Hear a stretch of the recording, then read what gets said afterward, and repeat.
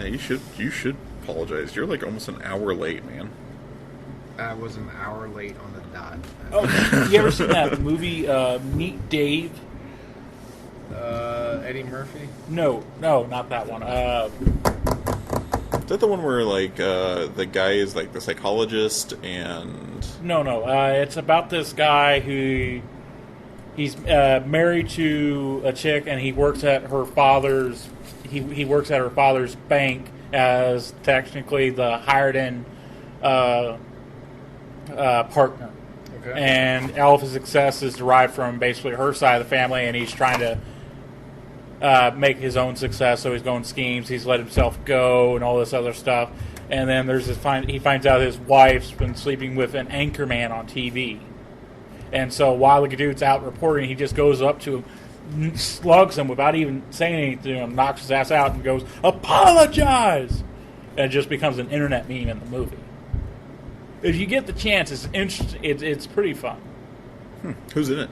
I think it's got a Two-Face. Oh, Aaron Eckhart. Yeah. Really interesting. Sounds neat. Not on Netflix, Hulu. No, I just found it on a random DVD that appeared in my house one day. You were curious how random DVD you were just like, huh? Okay, so if we want to watch it, we'll just hope for the DVD fairies to bring it. I'm looking Aaron Eckhart up right now. Okay. All right, while that's coming up. So, I'm really tired. Hello and welcome to the 49th episode of Damage Wait, Control we was Podcast. recording? Damn it. Oh, damn it. Yeah, we're all tired. Professionally unprofessional look at the conventions, ideas, and genres of filmmaking. I'm here with... Cody Dietrich. Daniel Newkirk. All right. Hang on, let me look up that Aaron Eckhart thing real quick. Is it really bugging you now? Yeah, that's the guy who played Two-Face. Yeah, like No, The but I'm only looking, reason- I'm looking up something. Meet Bill, you mean? Meet Bill. Yeah. Okay, it's a common name. Yes, because Bill and Dave share so many letters. Bill is short for Dave. Okay. All right. It's actually short for William. Okay, so Paramount Pictures is set to release the new Transformers flick Bumblebee, a reboot of sorts, on December 21st, 2018. In preparation for the release, we have decided to do another exploring series, 2 in a row. We're not going to continue doing. We'll go back to the normal scheduled programming, but we decided. I sat through Harry Potter, so you guys have to sit through Transformers for me. Yes. So so we're gonna do another Explorer series. This time on the Bayformer Universe. Daniel is our resident. I would correct me if I'm wrong. Super uber mega fan. I'm pretty up there, yeah. Megatron fan. Ooh, Megatron fan. Yes. I haven't. I am slacking in my fandom. There are a few things that I haven't done yet that I really should be doing, but. So what do you guys called? Like robot bronies or something? No, I don't think we really have a dedicated name. I mean, I think we're just Transformer fans. Sometimes bot fans, because like bot fans. I like because we have our main convention is out in Cleveland, maybe Philadelphia, and it's called BotCon, and there's always a big Transformers thing out there. Wait. There's a Transformers convention specifically for Atlantically for. Yes, it's out in the New England-esque area, and it's a convention that's 100% for Transformer fans. And that's all it is. It's just supposed to be for Transformers, but you get a lot of other like mecha anime stuff over there. Like you'll see Voltron fans over there, and Robotech anime fans, and the one GoBot fan. You know, they'll show up there too, but it's primarily a Transformers You thing. laugh, but GoBots were the first one to release in America. Yeah, not the GoBots as you know them, but yeah, the GoBots, the toys were released before Transformers toys were. Wait, so are there any turf wars? Turf wars between Transformer and GoBot fans? Or just... Is there ever... I've never ever been to the big conventions. Has there ever been, like, Star Wars and Star Trek? Like, or are you guys all pretty... Yeah, Star Wars and Star Trek has a pretty big rivalry, actually. Transformers, no, we just rival with ourselves. Like, the Transformers fandom is so incredibly divided. It's funny, a fandom that is based around adapting to situations and constantly changing have some of the most rigid, narrow-minded fans ever. Okay, I'm genuinely curious. What is something that you could tell me, be like, Adam, go in this bot convention and say this and see what happens. If you say anyone should voice Optimus Prime besides Peter Cullen, you will get lynched. Period. As long as Peter Cullen is alive, he will voice Optimus Prime in everything. He's the only one? Always. He is the only one who's acceptable. Because they had one show where they didn't have Prime voiced by Peter Cullen. Which was?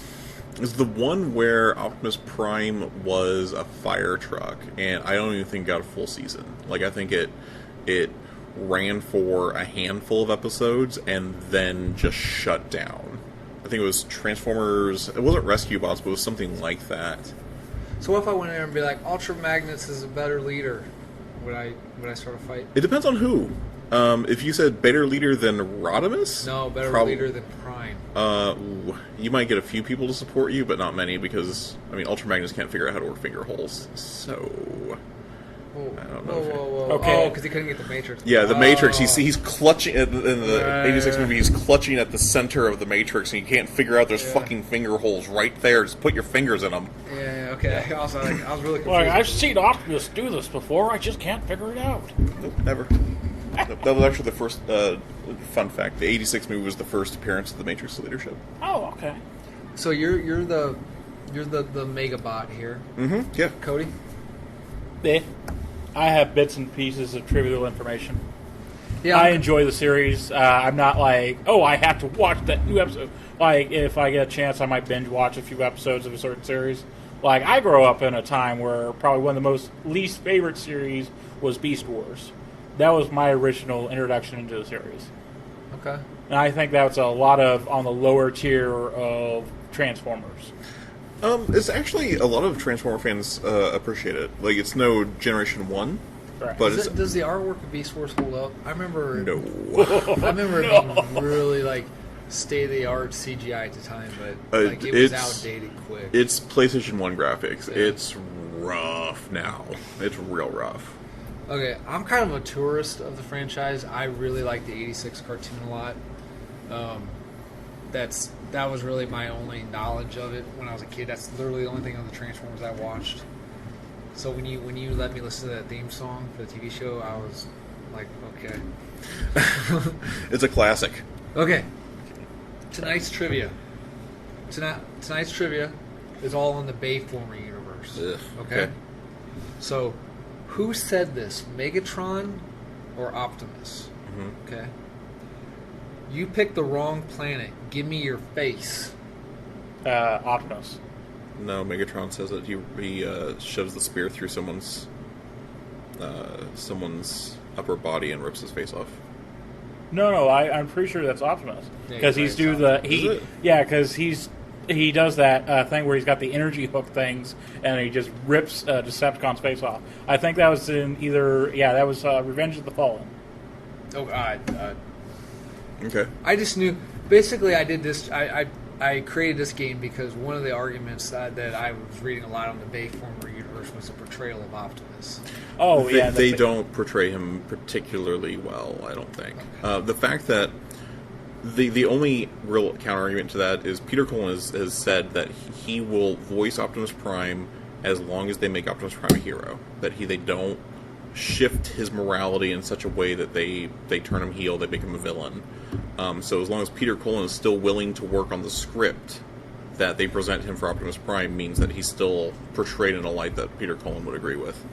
Okay. It's kind of like the guy who did Kermit. Well, was he the one? No.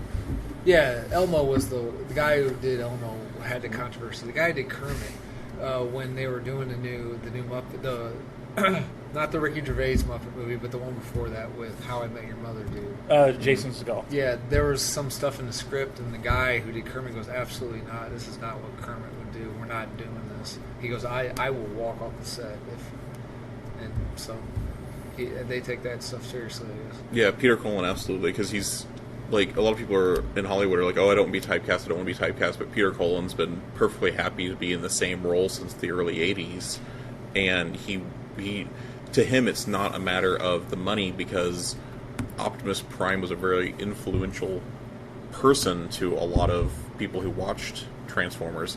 He was sometimes a father figure for Transformer fans who didn't have father figures, and he takes that very seriously.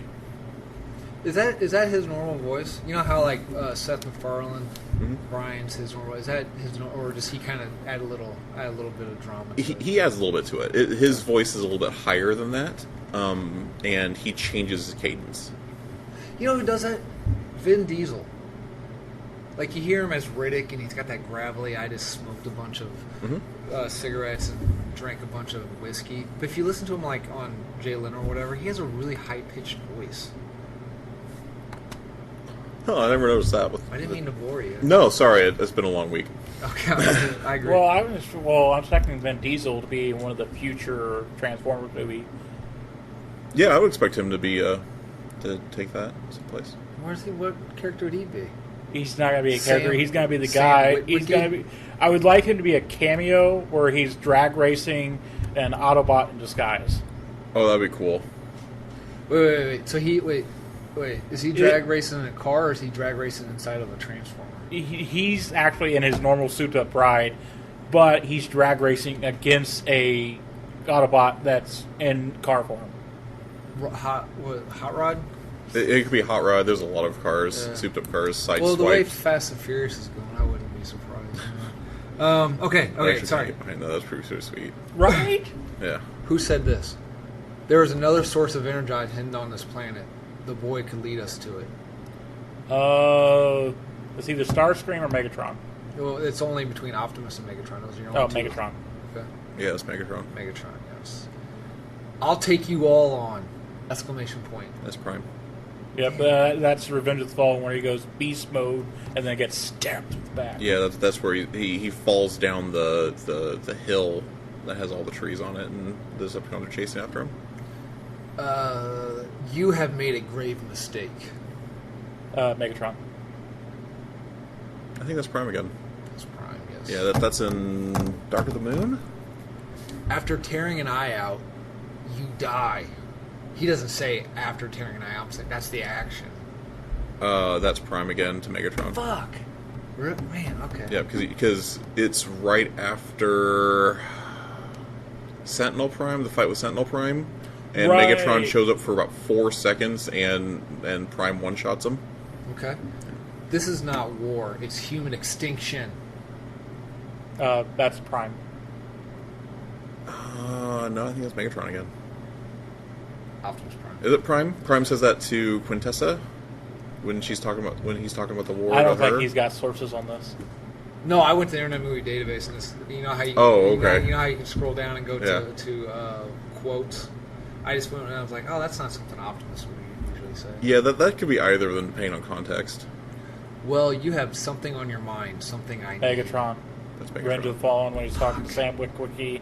Because that's actually my favorite line from Revenge of the Fallen. You see, there's something on your mind, something that I need. That's my favorite line in the entire movie. Okay. Speaking of voices, what do you think of Hugo Weaving as Megatron? Did he do Megatron all the way through, or did he just do the first one? I think he did all the movies.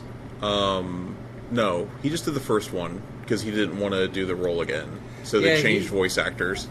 And Hugo Weaving was fine. He's no Frank Welker. Did Frank Welker come back? I don't think he ever did for any of the movies. He did for some of the movie video games. I didn't like Megatron's voice in the first one. I loved it in the second one because he had that thing where he wasn't just screaming all the time. He was calculating and saying actual lines and such. What'd you think of who does Starscream? It's Cobra Commander, isn't it? Yeah, it's the same voice actor who did Cobra Commander. Same dude in the movie. No, he passed away before the movie. Oh, now I feel like an idiot. You should. Okay. So, like we said before, Daniel, you're the resident super uber fan of the Transformer franchise, not really the Bayformer Universe, correct? Not particularly. I really feel they went in some very bad directions that leads to my next question. What are the likes/dislikes of the Bayformer universe as a fan, or just I guess personal? I guess. So, you can chime in too. There's drug addict. You know what? That's you a say callback that, to last episode. You say that, but then people are listening to it like, oh, does he actually have problems and stuff? Like, they don't see me; they just hear what you say. well, yeah, I mean, they just assumed you're stoned because you're so mellowed out. I don't have to be stoned to be mellowed out. I'm just high on life. Why are you taking heroin right now? You, anyway, I'm sorry. Go ahead. All right. Cody does not do drugs. As far as I'm aware, Cody does not do drugs. Air quote from Cody over there. All right. So anyway, for the Bayverse movies, so my number one complaint is, well, I've got a lot of number one complaints, but the biggest complaint through all of the movies is. Can I guess? Sure. The look. No. It's up there. It's not my number one complaint. Okay. I know. You know, because you've heard me rant about the Transformer movies often enough. Every time one comes out, It's destruction porn. no. Damn it. Again, it's that there's too many humans. No. Too many damn humans. Too many damn humans. Yes, there's too many humans. In Transformers 1, 2, 3, all of them, the storyline focuses on the humans far too much. In the original 1981 cartoon, 1982 cartoon, the humans are there, but they're not commonly main characters. They are commonly side characters, or they're catalysts that get the episodes going. Very rarely are they the central focus. And they'll take a focus for an episode, and then they'll switch out like they do with the other Transformers. They're just treated as normal characters. They're not the main characters. Are they on Earth in the cartoon? Yes. Are they? Is it 82 or is it a dystopia future? No, it's 82. So where were they hanging out at? Like New York, or what were they doing? No, they crash landed in like the Nevada, Wyoming area. So it saves artwork. They don't have to destroy cities and stuff. It can just be Right. Yeah. Okay. They're in a driving distance to a large enough city that has a museum, and a nightclub and stuff. But yeah, they crash land in a mountain over there, and then I want to say it's Mount St. Helen. And then when Mount St. Helen into a volcano, wasn't it? Yeah, because it's Mount St. Helen. Because they crash and they're there for 10,000 years. And then the volcano erupts, and when the volcano erupts, it shakes Skywarp free, and the ship has a damaged friend or foe sensor, and just goes resurrecting every Cybertronian and fixing them, and it repairs Skywarp. Skywarp fixes all the Decepticons, and then the Decepticons retreat. Was Skywarp supposed to be a big player? Because that seems like an odd. You think you'd have like Starscream or Megatron? Well, they didn't have anyone as a main character. So they were just like, they were like the toy company's like, yeah, Skywarp. He's in our first run. He would be popular. Well, yeah. I mean, that's part of it, because it was just a giant toy commercial. But like, you had just different characters taking focuses. You know, you didn't have this character is your main character. Every episode had a different main character, so that everyone kind of got even screen time, and it was to sell toys. Like, you can't argue about it. It was 100% make these characters important, so when they see this episode, they'll go out and buy their toy.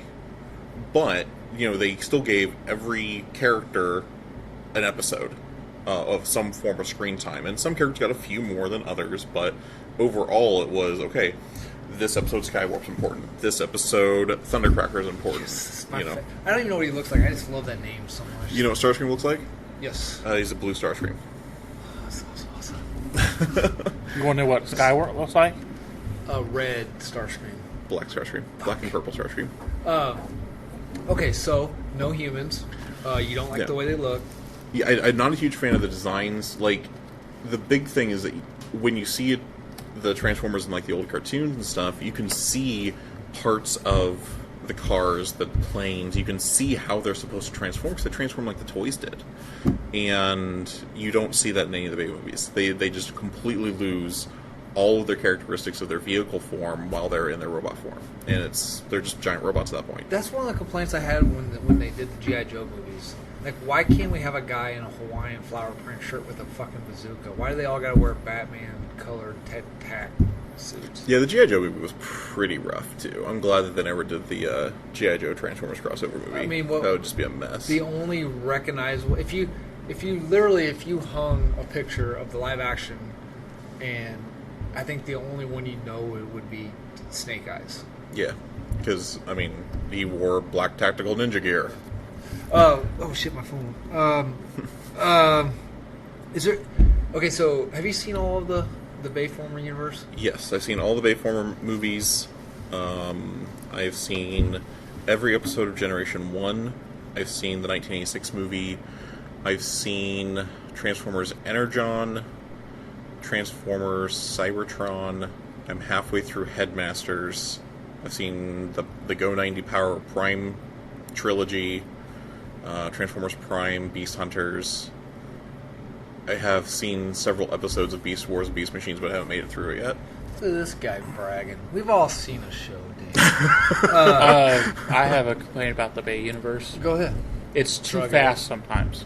Oh, yeah. Like, you can never tell. Like, there's so many scenes that I can't even tell what's going on because it's just like all over the place, and you can't even make like. So was that his foot or his arm? Yeah. Oh, yeah. Oh, the constant rolling type of combat fighting, like you can't tell what's up, what's down. It's just shaky cam to the extreme. Plus, leading up to the first movie, before like there was movie web, before like superherohype.com and like bloody discussing that, there were like each film actually put out its own website. Now they just go to YouTube specific websites, Atlantic websites. And leading up to there, I went like the Transformer. I remember when the X-Men was coming out, I was going to the X-Men website every day looking for a new picture to come out. Now, anyway, I remember going to the Transformer website and them making a big deal about how they, when they transform, they actually had the science and the math. Like there's no mass that's disappearing. There's no mass that's coming that they're creating. What they took the truck, they took the mass of the truck, they took the parts of the truck, and they scientifically transformed it. So there's no disappearing mass. There's no mass coming in. So I was like, okay, well that's cool, I guess. But during the fight, you see Optimus and all these Transformers take on a lot of abuse, and they just transform again. And there's nothing wrong with them. It's like. Yep. It's like they want their cake and eat it too, man. Yeah, there's no damage ever that's not significant fatal damage. Like, but you look at, I mean, some of them take like shots right through the meat of and bones and wickets and gaskets and gears are flying out. You're like, well, surely they can't transform now. Yeah, I mean, there are vital organs inside a Transformer's body that's established in episode 1 of the 1980s. There's actually movie. So they're not actual robots. They're like an actual organism. Yeah, they're an organism. Well, no, they're robots, but they still have vital components inside that if they get damaged, they have problems. Are they in disguise? Sometimes. Okay. Is there? We are really fucking tired. Is there anything from the Bayformer Universe that you're like, oh man, I really dig that? Is there anything that they did or changed that you're like, I really like that? I will say that I like how brazen they are with the characters. And that's something that if you go back to the 1986 movie, they were very brazen with the characters. Even the cartoon before the Generation 1, they didn't care how much these things got hurt because they were robots. They could get around the cartoon violence rules. So it was exceptionally violent. People got injured all the time. And I do like how they're very brazen. I'm a little pissed that my favorite Transformer dies in episode 1, or movie 1. I was getting ready to bring up Jazz, yeah. Doesn't Megatron just snap him in half? Yeah. Starscream? No. Megatron rips Jazz in half. Yeah. Classic line, like, you want a piece of me? No, I want 2. Yeah. He never comes back? Not in any of the Bayformer movies. We haven't seen him back yet. Okay. Yeah, he dies. I like how they killed Ironhide. I like that Ratchet died. Like, I like the fact that they're taking these characters and just being like, okay, we'll kill them. There's nothing precious to it. Yeah, there's nothing precious to the characters, and I actually really enjoy that. I wish that if they're going to be writing in and out characters, I wish they had explained it better, because there are characters that just vanish from the Bayformer movies, and they never explain why they're not there anymore. In movie 2, RC, Chromium, The twins. the twins, Mudflap, and Skids, all of them just show up, they disappear. They're never seen in movie 3.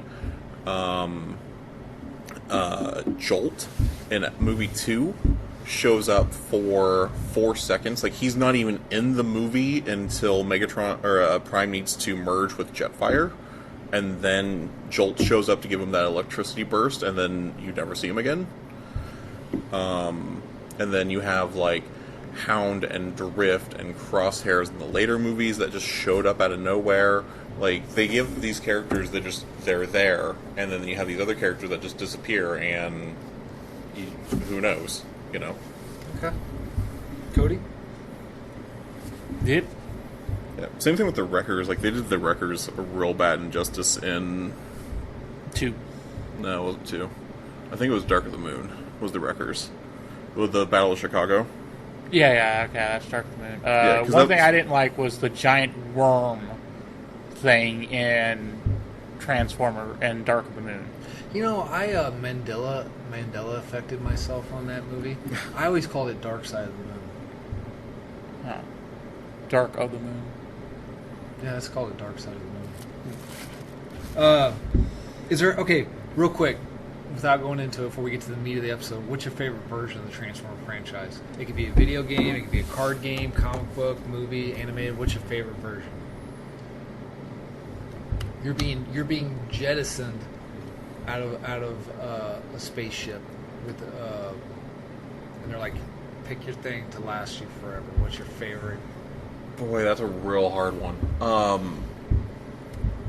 I think I got to go with the IDW comics. Okay. They do enough nods to the original Transformers series that it's like you got a good nostalgia. But they're developing the story. They're designing new characters. They're progressing the story. You're not going to get new ones. You're being jettisoned out into space. You're just going to have what they have up until that point. Exactly. Yeah. They take and then you know what happens? You go, oh, I got all the time in the world, and then your glasses fall off and breaks. And Don't try and Twilight Zone our ass. That's not fair. He could have found another pair of glasses that were at least similar in some place in the world. Yeah. Or you open it up. Okay, fine. Your glasses fall off. And you're like, whoa, it's a good thing I brought those glasses that you can step on and run over with a car and nothing happens. And you put it on, you open it up, it's all in French. Convenient, because I can actually read and speak some French. Fuck. Okay. Cody, If you picked another language, I'd be screwed, but... I have to go nostalgia Beast Wars. Okay. Just love the idea of a Velociraptor Transformer. Prime was a Silverback.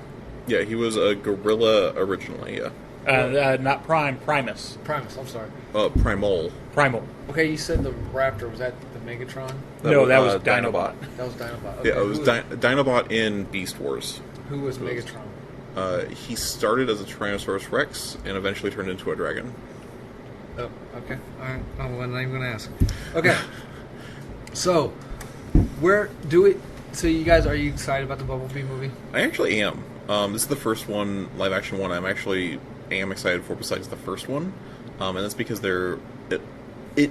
Bumblebee looks like what I wanted the Transformers movie to start with. Like, you could see Bumblebee transform. You can see, like, Shockwave has his classic form. Soundwave has his classic form.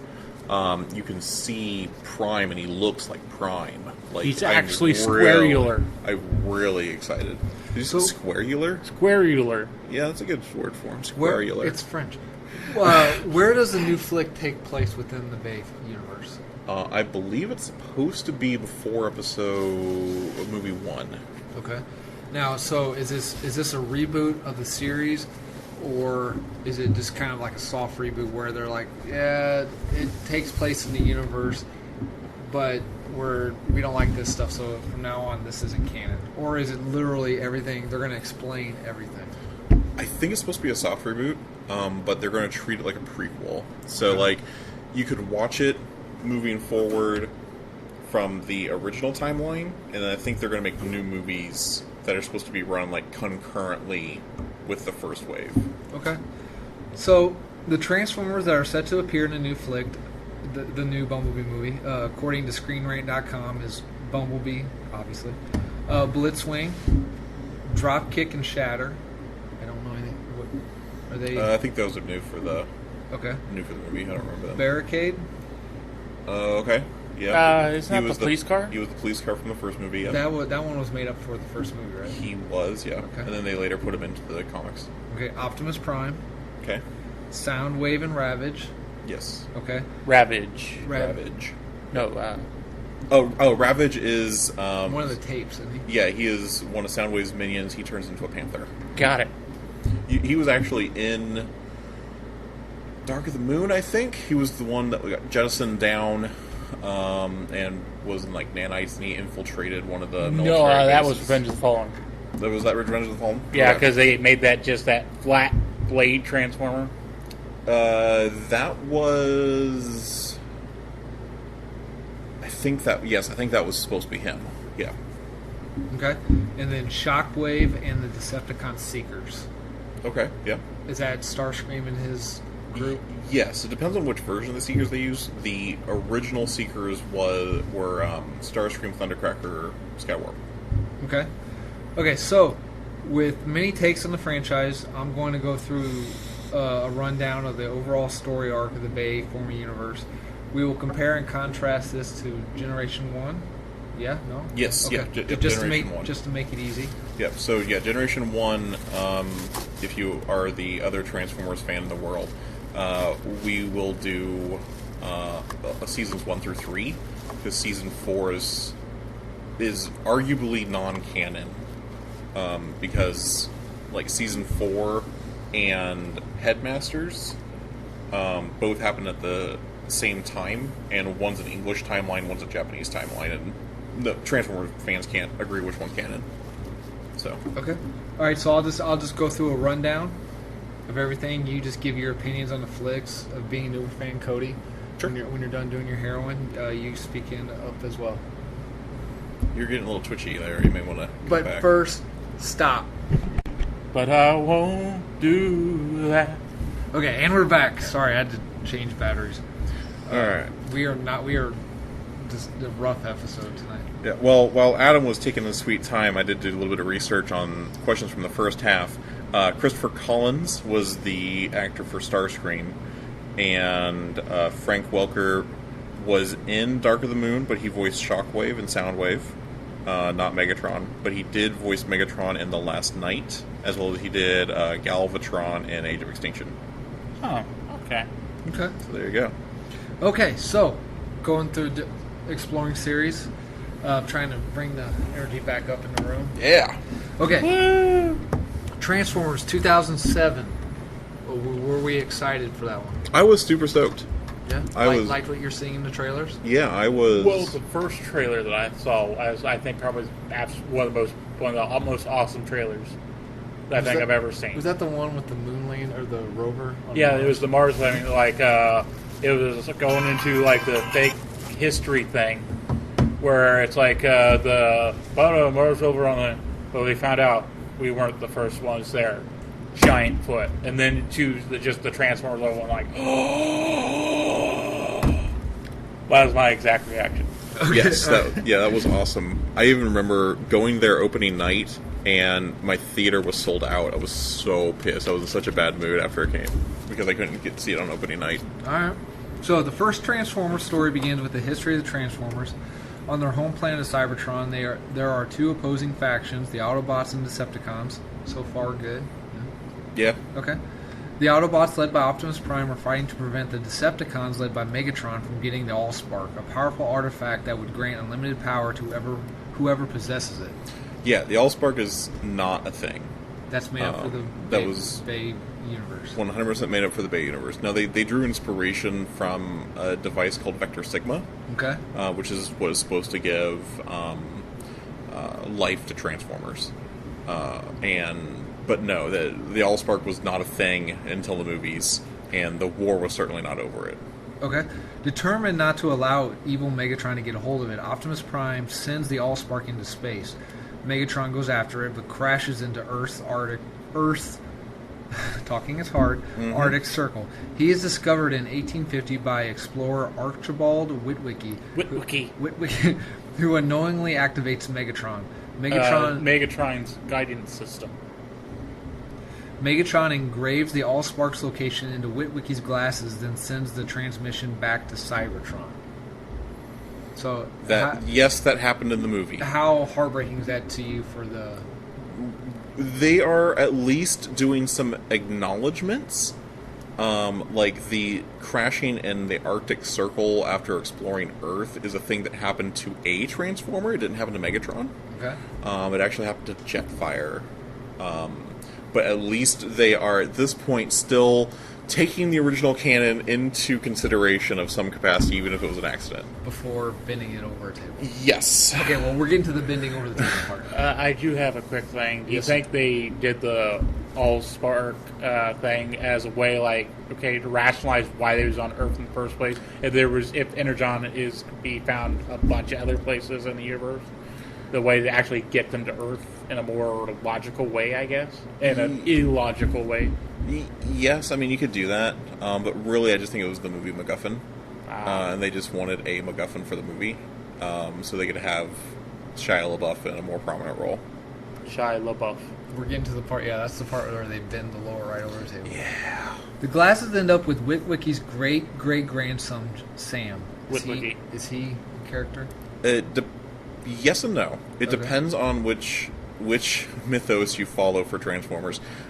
So in Marvel's Transformer comic books, Sam is Spike's brother.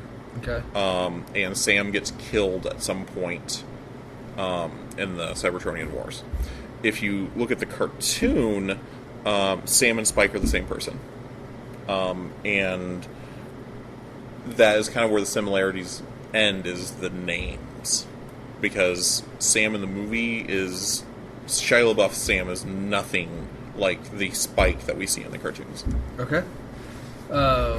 When other Decepticons track down the glasses and attack Sam, his new car suddenly springs to life. It's an Autobot! Exclamation point. After saving Sam and his friend Michaela, Megan Fox, what do we think? Be sexist here, what do we think? Be mass. I think it put her on the map. Super hot.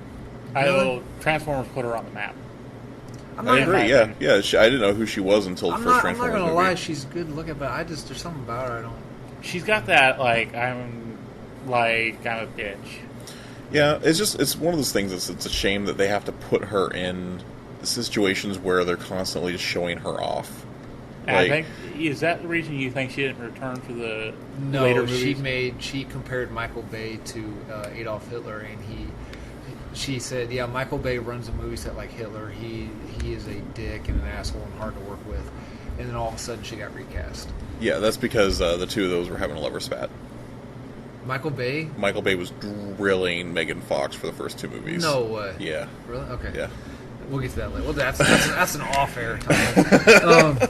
The two erstwhile heroes are introduced to the rest of the Autobots, who have just arrived on Earth. If Megatron and Decepticons get a hold of the Allspark, they plan on using it to bring to life all of Earth's machinery and wiping out the human race. Most of the rest of the movie is just extended battles between various Transformers. It ends with the Allspark being extinguished, most of the Decepticons either dying or escaping, and Optimus Prime salvaging a small shard of the Allspark. The Autobots go into hiding on Earth. Yes. That is how the first movie ends. So, credits roll. How are you feeling now?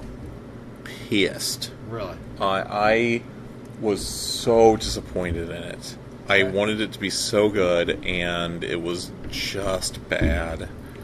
Like, the lubricating section where he's pissing on the FBI agent.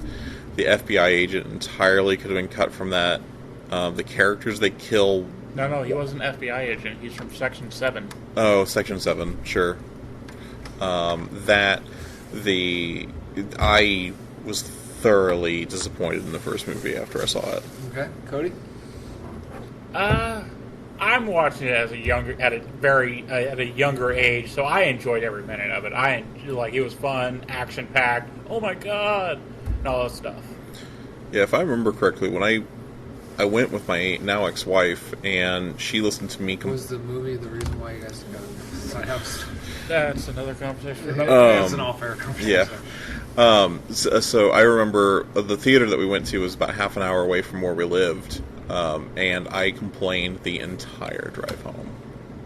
So it may have led to this. Okay. It probably did. So, Transformers: Revenge of the Fallen, 2009. Well, I got one thing to say about you have to admit the exiting monologue for Optimus Prime was pretty awesome. Absolutely, yeah. The exiting monologue that was a fantastic part.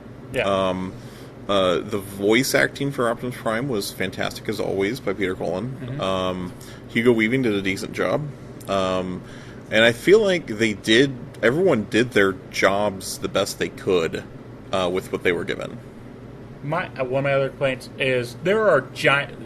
Optimus is not the biggest Autobot there is, right? He's 28 feet tall. He's big. He's the biggest of the first Generation 1 cast Right. from the first season. Right, but are there other Autobots at least his size, or maybe a head or two smaller than him, Yes. and not just up to his waist? Yes. Yeah, definitely. That's always been my biggest thing is all the Decepticons are just big hulking giants, and all the Autobots seem like just be almost mini Coop size. Well, in the lore, isn't Decepticons militant and the Autobots were just blue-collar factory workers? If you go with the cartoon explainers, yes. Decepticons were built to be military. That's why they take the forms of tanks and jets and war vehicles. And the Autobots were workers. So that's why they took on trucks, beasts of burden type vehicles, that kind of thing. Okay. So, 2009 Revenge of the Fallen was announced. Mm-hmm. So your heart's broken a little bit from the Ridge. Mm-hmm. How you guys feeling about the trailer? First trailer for Revenge of the Fallen. It's announced. How you feeling? I'm excited because there's actually a moment in the first Transformers movie where they listened to the fans. In the theatrical release, when all the Decepticons are reporting in, when they show Demolisher, and they show his tank, he says Devastator reporting in. When they cut the movie for the DVD, he goes Demolisher reporting in. They changed his name because there was such a giant fan backlash that they made this throwaway tank that gets killed Devastator. Okay. So they changed the name. So it was actually kind of hopeful that they were listening to the Transformers fan base for the second movie. Okay. Cody? Spoilers. Go. Spoilers, they weren't. Okay. Huh? How you feeling? About the second movie? Yeah. I want to see more I want to see more Optimus and all that stuff.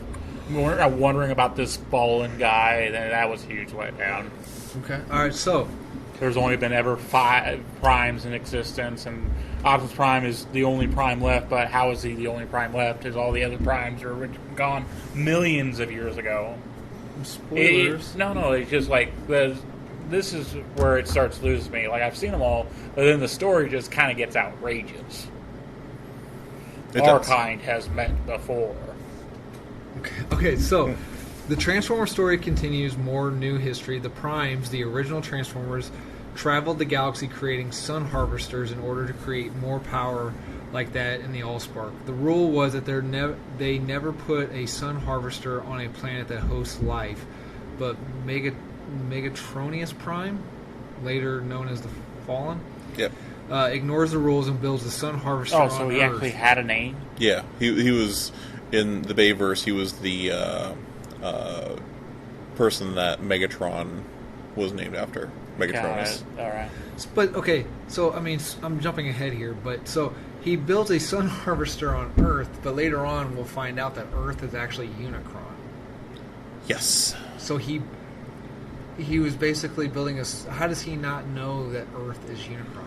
That's a great question. Oh, okay. One of the many plot holes of this franchise. So the other primes imprison the Fallen, and the Sun Harvester is hidden but never activated.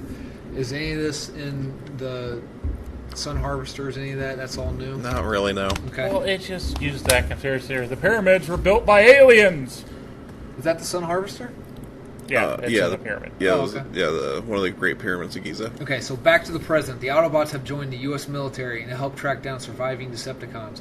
When one of the Decepticons reveals to Optimus that the Fallen has returned, the National Security Advisor reminds the Autobots that the remaining piece of the Allspark is safely locked up. Of course, a surviving Decepticon is hacked into a military satellite and hears all of this. He sends another Autobot to retrieve this shard. So at this point, Megatron's in the bottom of the ocean, right? Yeah, they throw him in the Yes. Mariana Trench so they can't sense. What, drops him where? The Mariana Trench. Where? In the Atlantic Ocean. No. The Marinara Trench. There. Marinara Trench. So I'll skip a bunch of crap. Sam finds an Allspark in his jacket. It's imprinted with Cybertronian glyphs. I'd like to, this takes place a year. Ish, yeah. Right around there. So he didn't wash that jacket for an entire year. Well, look at him, man. No, I'm just saying. I mean, when was the last time you washed your jacket? Last week. All right. But wasn't he a leather jacket? No, it was. Was it a hoodie? It's a hoodie. Oh, okay. Oh, fair Look enough. at him. Okay, so Megatron's been he gets resurrected. The Decepticons. Kill the little one. They get the Allspark shard. They reunite with the Fallen on Saturn's moon. The battle portion of the movie ensues, which includes Megatron killing Optimus Prime. An ancient transformer known as a Seeker sends Sam and his group to Egypt to find the Matrix of Leadership, which will revive Optimus Prime. The Matrix dissolves upon touch, but Sam hides a bit of the dust in his sock. During the battle, Sam is killed, but the Primes appear to Sam in a vision, bringing him back to life and empowers the Matrix dust to revive Optimus Prime. Finally, Optimus Prime faces off with Megatron and the Fallen, who have revealed the Sun Harvester. He kills the Fallen, mutilates Megatron, and destroys the Sun Harvester. Yes, all of those things happen. So it kind of sounds like Sam and Optimus are Mary Sue's. Yes and no. Okay. Prime has flaws. His flaws are not your traditional hero flaws. He cares too much. Pretty much, yeah. He's too kind-hearted. For example, every time that Prime kills someone in any movie, they're breaking his character because he was not that kind of leader. Well, he had no problem killing Megatron though in the '86 cartoon. He did. That was why that scene was so important, because he resolved himself to, I have to kill Megatron now, and for 2 seasons he was doing everything he could to not have to kill Megatron. Didn't he ask him to stop? Like, look, you've been defeated, because he had the upper hand, right? Several times, yeah. He's like, I'm talking about on the opening. Fight. Oh yeah, in the '86 movie, huh? Because he had the upper hand. It wasn't until Spike or something distracted. Harrod. Yeah, because if I remember right, Optimus was like, look, man, dude, you're done, dude. Just stop. Yep. He wanted to do to Prime. Every life is precious, and he never wanted to kill anybody or anything. So there's this kind of poetic beauty that he dies after he finally breaks that rule and kills someone. So what was his lasers just set on stun the whole time? No, he just doesn't go for lethal shots. Oh, so he's kind of like Batman. Like, he'll fuck you up, but he ain't gonna. Exactly, yeah. And there are no permanent damage in Cybertron. There's no permanent damage to Transformers. Everything can be repaired because they're robots. Okay, so In disguise. credit rolls. How you guys feeling now? Pissed. Still. Oh, fuck. Yeah. Revenge of the Fallen was... I didn't know you could get worse than the first Transformers Well, movie. they had the Matrix of Leadership. Yep. Did it look like the Matrix of Leadership? Vaguely. Okay. It had that kind of cylinder like look to it, even though it didn't have the iconic like rings. Because if you look at the Matrix, it kind of looks like Saturn, which is kind of where the nod with the Saturn, the moon of Saturn thing came in. Gotcha. And there's actually more references to the Generation 1 cartoons. Like? Spike dying, Sam dying, that actually happens in Generation 1, and he gets temporarily resurrected into the body of an Autobot, which some of the novels make that a big deal. What's the crap about the Matrix leadership? Because I haven't seen any of these except for the first one. The Matrix dissolves upon touch. What's this? Yeah. Is this just to add tension? Kind of, because the idea is that in order to hold the Matrix leadership, you must be worthy of it, like Thor's hammer. Oh, so Sam wasn't worthy of it. Right, so not the until... Matrix leadership Not until he died for the cause. Right, then he became worthy of the Matrix to hold it. It kind of sounds like these movies, because like I said, I've only seen the first one. Another plot hole then, how can the Fallen just rip it from Prime's chest after it used to revive him? Yep. Right? Daniel's like, yeah, uh-huh. Well, the thing is that in the storyline, the Fallen was a Prime. Right. And all Primes are chosen by the Matrix. The Matrix chooses and ascends a Transformer to become a Prime. So there's no backsies? No, not really. The Matrix is like, hey, we all make mistakes, guys. Yeah, they've had plenty of evil Primes, because Megatronus is canon, and he had kind of a darker side to him, and then the Prime that eventually becomes Nemesis Prime. Well, they might have to pick primes to suit the type of leader they need at that time. Maybe at that time in their lifespan, they need a more deadlier prime. Yeah, and that's absolutely true, because the Prime before Optimus was a very strict, almost like police state governor type Prime. You're out after midnight. Yeah, like he was very, very by the book, very rules oriented, and then when he gets killed, they bring in Optimus Prime, who's this freedom fighter, believes in equality for all living beings to combat the tyranny of Megatron. Okay, it sounds like these movies are kind of like everything in the kitchen sink type writing. Like they take everything in the kitchen, and they're like there's nothing in there but the kitchen sink. Fuck it. And they grab the kitchen sink and throw it into it. That's a pretty good way to put it, yeah. Okay. They're trying to cram way too much into the movies. And then they add characters to make the humans more relevant, like all the little Transformers, like the RC car. Yeah, Wheelie. Mm-hmm. Yeah. And that's the thing, is that they're just... And this is a common thing. They are grabbing names from a bucket of Transformer names, throwing them on random characters. Where is said bucket located? Up Michael Bay's ass, apparently. It's he's a just honey bucket, apparently. Yeah, he's just grabbing names out of his ass, slapping them on characters, and going, hey, guess what? Hot Rod's in this movie. And he's not. There's a character you've named Hot Rod, but he's not Hot Rod. Yeah, I remember. Is it the next one? Which one has Shockwave or Soundwave? Soundwave, I think, is 2. I think Soundwave is in Revenge of the Fallen. Because I remember them announcing Soundwave, and everyone liked Soundwave. He was supposed to be what was taking over the satellite, wasn't he? Yes, he was actually more true to his character than most of the other characters, which that's saying something. Yeah, but he didn't look the classic Soundwave. He had the classic Soundwave head. Yeah. But yeah, then he was the one that was infesting the satellite, and then eventually ejects Ravage. Okay. So are we done with the franchise at this point? Are you like, fuck it, it's done? I'm it's dead. To me, it's dead. It's something to watch. Yeah, I'm gonna go see it because it's in the $5 bin. I'm a Transformers fan. I have to go see it. So, 2011, Transformers: Dark of the Moon. Previews coming out. You're hearing rumblings. Are you like, this could bring it back, or you're just like, I don't care? No, I know this is gonna be bad. Okay. I set time aside to go see it, but I walk in knowing it's going to be shit. Okay, Cody. I like the idea again, the fake history thing. The reason we went to the moon is because something landed on the moon. Like, I like stuff like that. Mm-hmm. Like, if they can add it, I kind of like the human aspect of the Transformers movie. I like us being involved.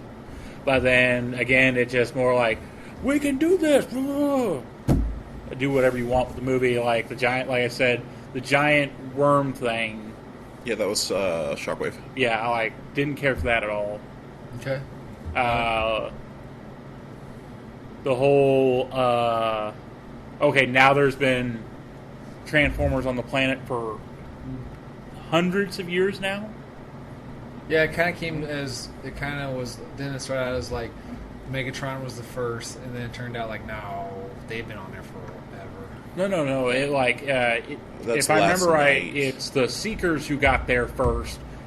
Seekers let Megatron know, hey, yeah, it's here somewhere. I just don't know exactly where. Megatron goes to retrieve it. He goes like, oh, he never arrived, so we went to sleep.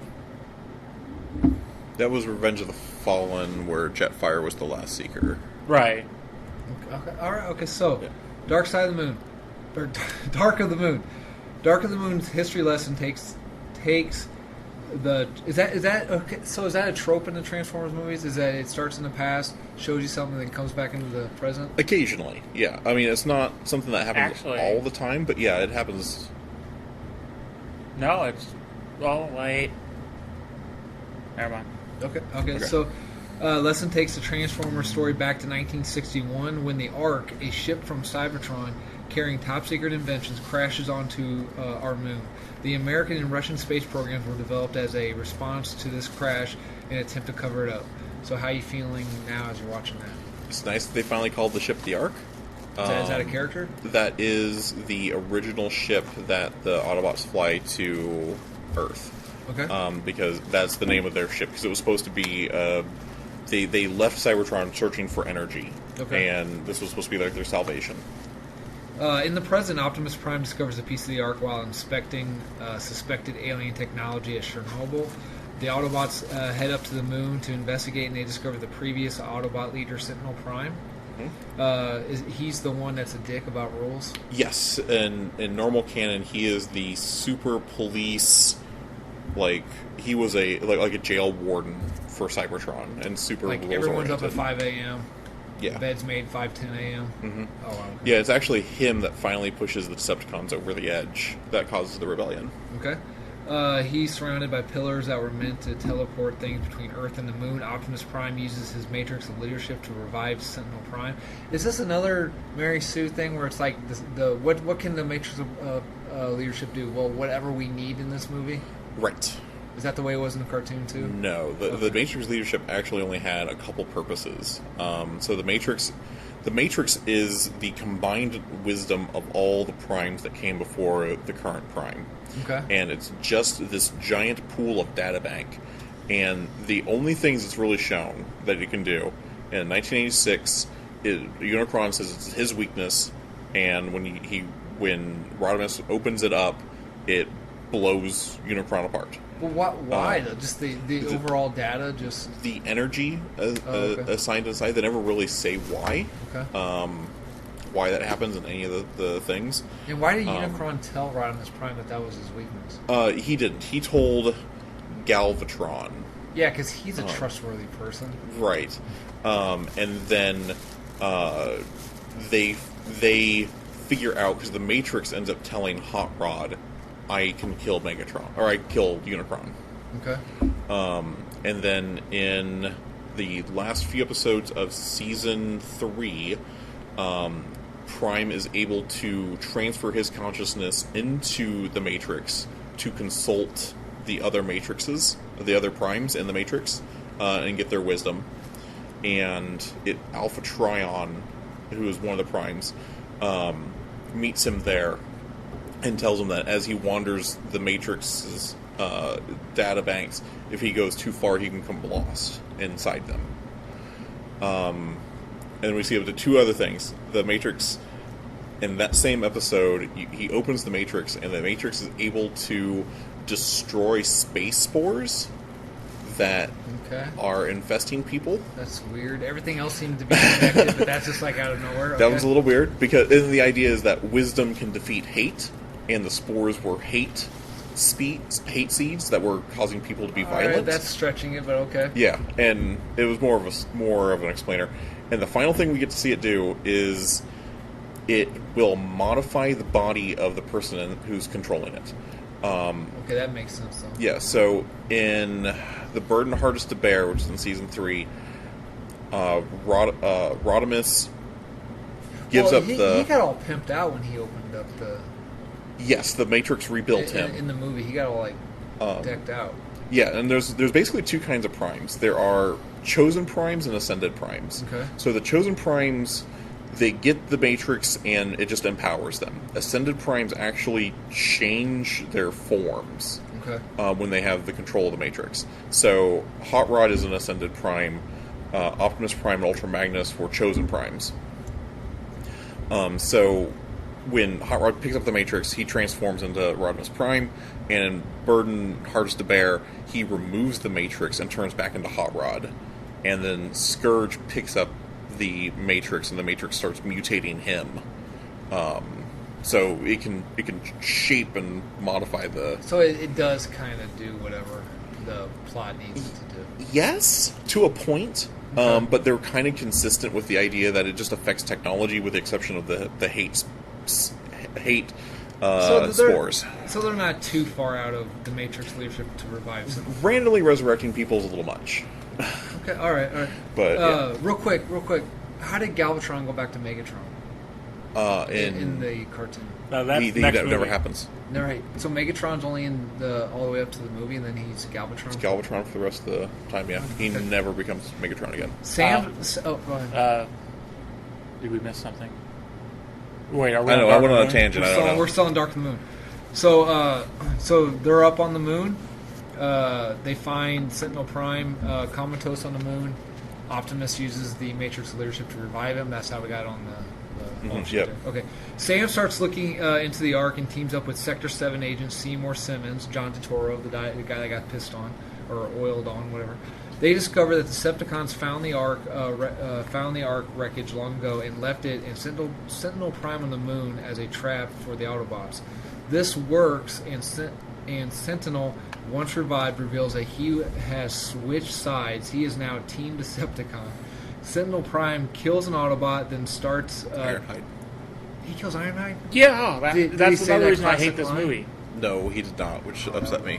He should have. Would you have liked the movie if he said that line? I wouldn't have liked the movie, but it would have been a cool reference. Okay. But, Okay, what's the line? Such heroic nonsense. Megatron says that to Ironhide and kills him in the 86 movie. The Autobots are exiled from Earth, and once their ship leaves the planet, Megatron blows it up, presumably killing all the Autobots. The Decepticons move forward with their ultimate plan to transport Cybertron to our solar system, enslave humanity, and rebuild Cybertron. The Autobots, unsurprisingly, had remained hidden on Earth, so they're all fine. And the battle begins. Optimus kills both Megatron for the third time now, and Sentinel Prime. Second. The transport bridge is destroyed, which causes Cybertron to implode, and the Autobots accept Earth as their new home. So literally, they just fucking killed the one thing they wanted to save. Yep. What? Yes. Is Earth anything like Cybertron? No. Then why the fuck are they fighting so hard for Earth? Because we're a people not unlike our own. Yeah, so there's no because good... they're made of flesh and bone. We're made of metal and gears. We can transform. They have a long history together. Our kind has met before. Seems so weird. Yeah, the Bayformer Universe never explains why there's like, oh, Cybertron's done. Whatever. Because they just fucking blew it up. Yeah, they never explain why no one cares. So there is no more Cybertron. Not in the Bayformer universe. So the one thing they were fighting for, the one thing Megatron wanted, is Megatron really that bad? Is he one of those bad guys that like kind of like Zod in Man of Steel? If you like actually like, he's not that bad. If you oh shit! I just pulled the. Sorry, people listening. I just dropped the mic on the ground. We hope you're okay. Yeah, sorry. If you can hear us, it's Adam's fault. Yeah, sorry. And he's only wearing one shirt. I don't believe it. If you're a Transformer, Megatron really isn't a bad guy because he's trying to save the Transformers, right? Yeah, it's going to kind of depend on your perspective and what your associated mythos is. If the one that I kind of agree with is the backstory that Megatron is basically standing up for the dispossessed people of Cybertron.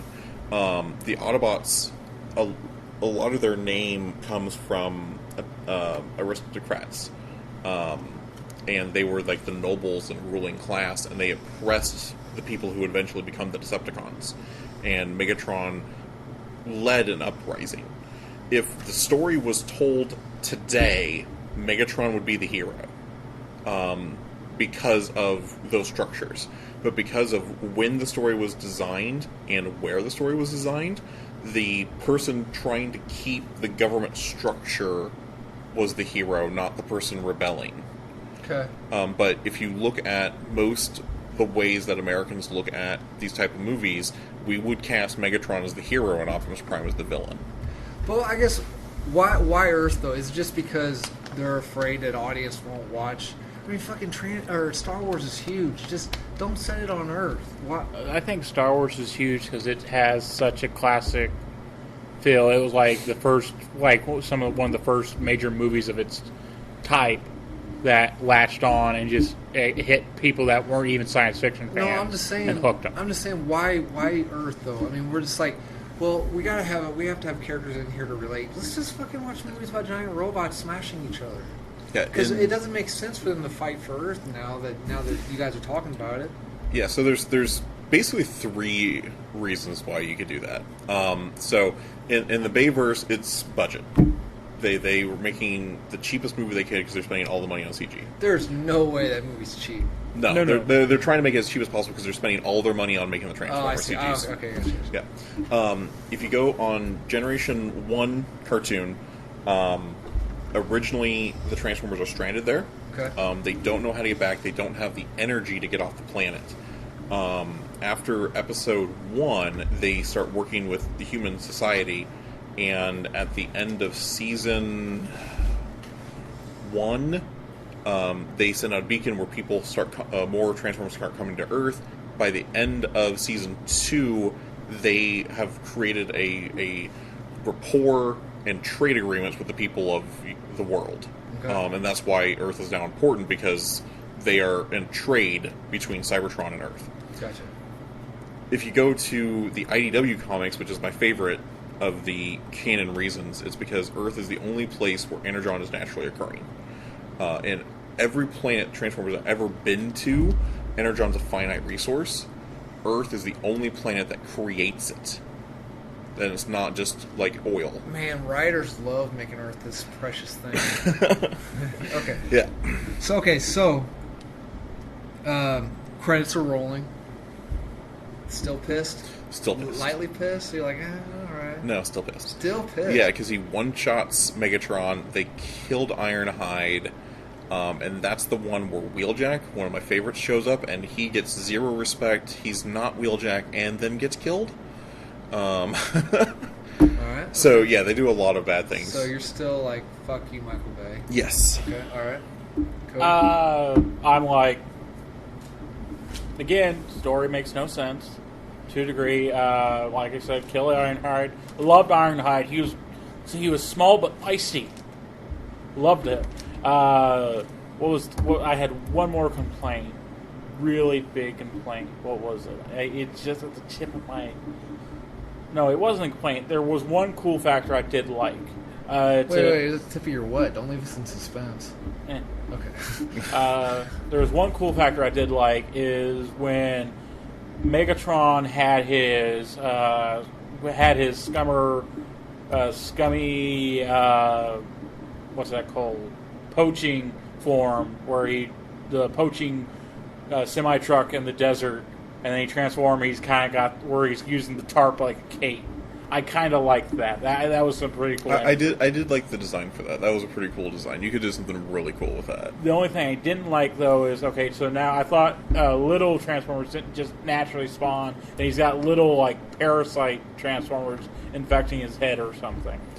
They don't explain that. It's like, I thought, like, oh, you couldn't create more creatures, because that's the point, like, you can't create more life without Energon. Okay, where's the Energon coming from then? Well, he just said Energon is on Earth. That's in the comic book. Oh, it's not AEW. Yeah, they didn't really establish that in Bayverse. But yeah, like, you can't give life... Like, the whole point of movie 1 was you can't create more Transformers without the Allspark. And here, Megatron has spawned Insecticons, I guess, is what they were supposed to be, chewing on his eyes.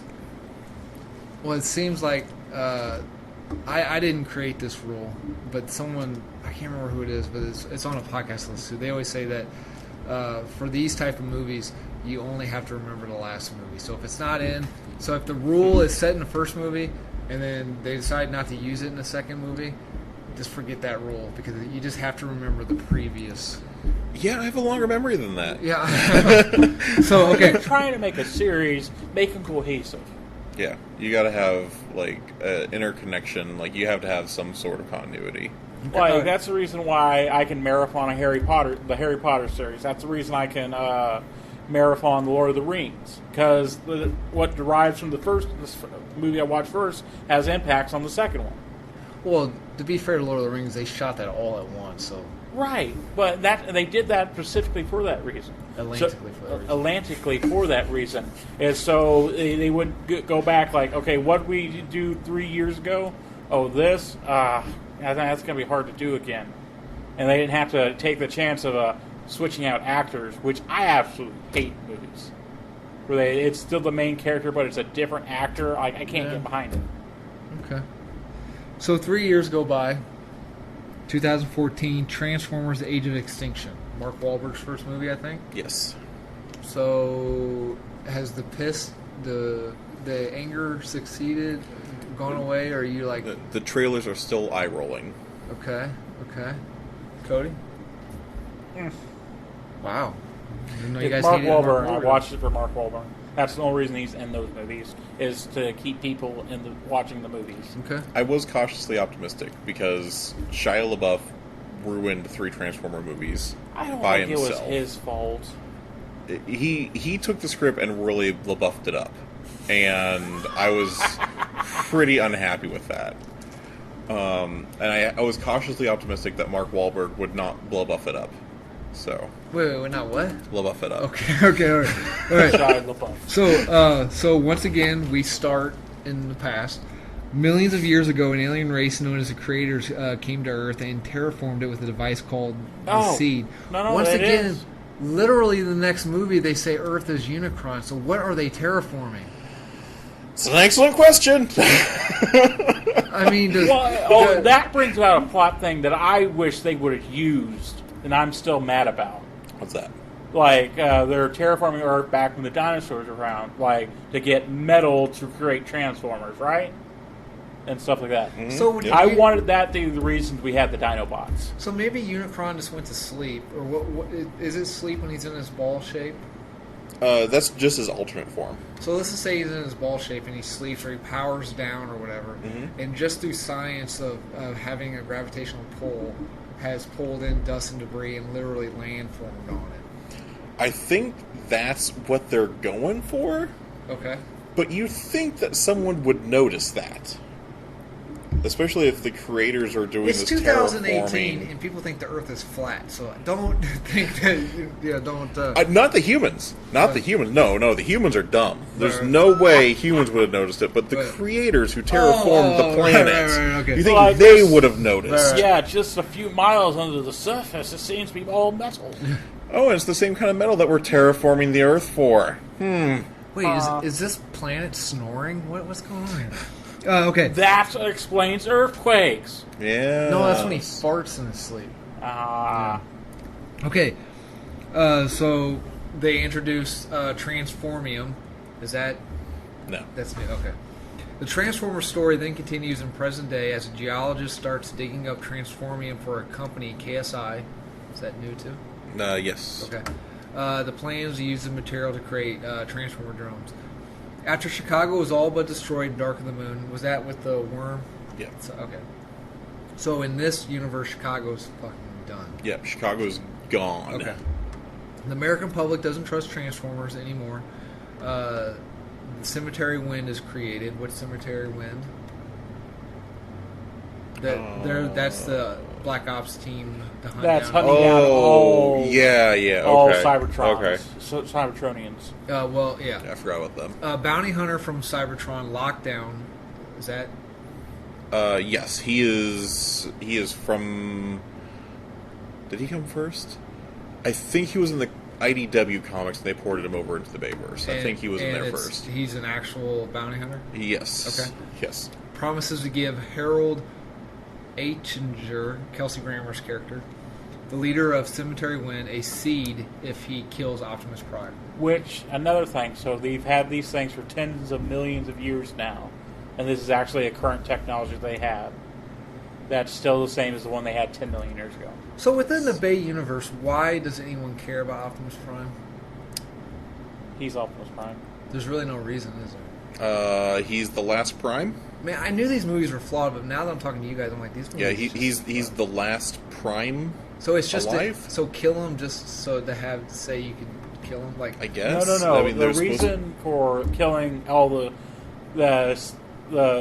original reason was, they're too dangerous, and we're killing Decepticons only, which they lied about. They're just greedy moneybags who wanted, because the metal stuff is so rare on the Earth, the most easily supply of it is actual Transformers. And so that's the most easiest access they kill got them, to. Melt them down, and use them. Okay. Yeah. Yeah, which that actually is a plot from The Return of Optimus Prime. Okay. They there's an allusion to a scene in that episode, not a plot really. Okay, so it's at this point in the movie we meet our human characters, Cade Yeager, Mark Wahlberg, his daughter Tessa, and Her boyfriend. now fallen hero T.J. Miller. Not really my hero, but he's not a good guy, I guess. They discover Optimus Prime. I didn't hear about that. It's the Harvey Weinstein thing. Oh, okay. He fell. Okay. I don't really care for him either way, so I don't care. Sure. So Cade Yeager discovers Optimus, lockdown in Cemetery Wind, find him, the battle ensues, TJ's character Lucas is killed, Optimus gets the remaining Autobots, and they roll out. The prototype, I didn't write that, they wrote that. The prototype of the new Transformer is called Galvatron, and he more closely resembles Megatron than Optimus Prime. Turns out he is a reincarnation of Megatron. Galvatron goes nuts and fights the Autobots, but Lockdown shows up and kidnaps Tessa and Optimus Prime.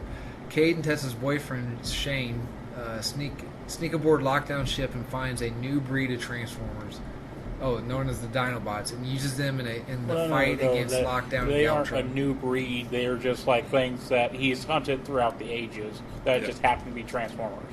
Okay. He has no rhyme and reason why they're there. It's just that he's keeping them as trophies. So they use the Dinobots to fight against Lockdown and Galvatron. When the dust clears, Lockdown is destroyed, Galvatron retreats, and Optimus Prime vows that he is coming after the creators. Yes, and that is the movie where Prime kills a human for the first time, I believe. Yep. Wow, what human does he kill? He kills someone who is threatening Tessa. Is it threatening Cade? Yeah. It's Mark Wahlberg's character. So how did he's like trying to shoot him, and then he basically Prime just shoots him. Yeah. Prime just disintegrates him with the rifle, and do we know he's dead? He's pretty dead. Is that where he gets the robot gun? Do you think if I watched it, I could come up with a reason why that guy's not dead? You can find reasons to why Batman vs Superman. You can find a reason why this guy's not dead because you see his body cartwheels off of a building. I think. So how did fans react to that? Oh god, this backlash was so bad. People again were asking it to be stricken from the canon. Like it was such. I'm honestly very surprised that Peter Cullen agreed to do the movie with that scene in it. Well, he was doing it in defense of another thing. It was like. It's either do it or else he dies. Yeah, he killed one person to defend another, and that's still a little bit too much really on the line. It's not really Prime. Well, wait. What did the human have in his hand? A gun. So Optimus could have just went ping and I think the he was bullet with his getting hand. tied up by lockdown at that point, or he couldn't actually reach him. He was locked on. Yeah, he was fighting lockdown. Or he's got a massive robot gun, right? Just shoot 10 feet off from that guy, and just the explosion itself would blow the human away. Yes. Like, not blow him away, but like literally the wind, the concussion would pick the human up and push him away. Yes, maybe a broken bone, or he'd be paralyzed, but he'd still be alive. Yeah, or you could throw a rock and get it in the way of him and Cade, or there's a billion different answers on how they could have solved the situation without killing the human.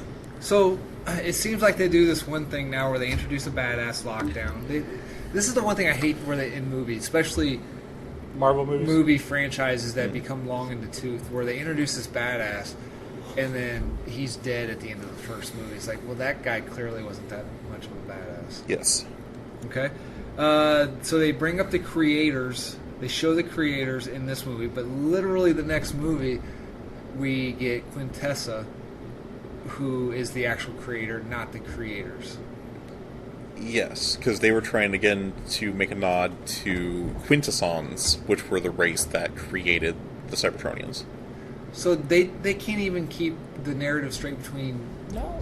No. That's the reason it's so bad. Yeah. Like, no, there's no flowing continuity between the movies. And that's kind of what I'm hoping with the Bumblebee reboot will do, is that we'll see a movie that's movie 1.5, 2.5, 3.5 in the timeline that will fill in these plot holes. Is it kind of fun, though, for these to be like, oh, I wonder what... like, because, I mean, so after, like, the first two, your heart's broken. You're just like, it's kind of fun. What are they going to do now? Yeah, at this point, it's one of those movies that you watch to hate and love to hate. So, like, Sounds I don't... like a hipster thing if I ever heard it. I didn't say it. No, it's not a Says hipster thing the because guy it's in a the widely retro known. X-ray glasses T-shirt. It's a Clutch t-shirt. Uh-huh. Clutch. Clutch. So a hipster band. Fuck off. They are not. I seriously have never heard of them until you spoke their name just now. I agree. Okay, anyway. Transformer Last Night, 2017. How you feeling when the first trailer started coming out? Okay, again, going back in time. Okay, now we have Knights of the Round Table. Yep. Okay. Nope. I hated it. So- I was just... They were eye roll fests for me. Okay, so in 484 AD, King Arthur and his knights fight a losing battle against the Saxons. Elsewhere, Merlin approaches the Knights of Lacoon, a group of Transformers hiding on Earth to help win the war. I take it that's not... Okay. They hand him an alien staff before transforming together into Dragonstorm. Is that a character? No. Okay. And turn the tide of battle, but warn Merlin that a great evil will come for the staff. So that's our ancient history for this movie. Yep. Now back in present day, a year after the Hong Kong uprising. What's the Hong Kong uprising? That's the last movie. Oh, okay. The Hong Kong uprising, like halfway through the movie, they go halfway across the world. Okay. Yeah, to Hong Kong. Mm-hmm. Optimus Prime crash lands on Cybertron and meets his alleged creator, Quintessa. So maybe she is the creator, but she doesn't look like the creators from the next movie. Yeah, from she's the previous movie. Yeah, she's a creator. But she doesn't look like. No. Okay. Quintessa. Quintessa blames Optimus for Cybertron's destruction and brainwashes him into helping to gain Merlin's staff, which can absorb Earth's energy to restore Cybertron. Okay. Wow, I should have read this. Optimus is renamed Nemesis Prime. I heard you say that name before. Yes, he was a different character in the So everything else. He's a different character. Is he but- like the mustache? You know, like in Star Trek when they do like an evil version of someone, they just put like a goatee or a mustache on. Yeah, this one basically- was the Red Lion. Yeah, he was purple. Yeah. Instead of Okay. red, but yeah. Mm-hmm. Earth is revealed to be the slumbering Unicron, the ancient enemy of Cybertron, and whose horns are emerging across the planet. So he was sleeping. Sure. But the creators of the Transform... Wait. Is this like the chicken and egg thing? The creators are the creators Transformers? No, not canon. I don't know about Bayverse, but normally they're not. But Unicron's a Transformer. Yes. He's not a god. He's a Transformer. Are there gods in this? Yes, Unicron is largely accepted as the devil, and Primus is represented as God. What I'm saying is, so the creators, did they create Unicron? Again, that's going to depend on your mythos. The canon mythos for the Generation 1 cartoon was that Unicron was created not by the Quintessons, which created the rest of the Cybertronians. It was created by this lunatic as like a science fair project kind of thing. What fucking science fair project? Jesus. And Give that it was motherfucker an A+. it was never completed. But my point is this: if the creators created Unicron, when they were terraforming Earth, wouldn't they be like, "Hey, isn't this that crazy motherfucker we created?" You'd you'd think that. Okay, all right.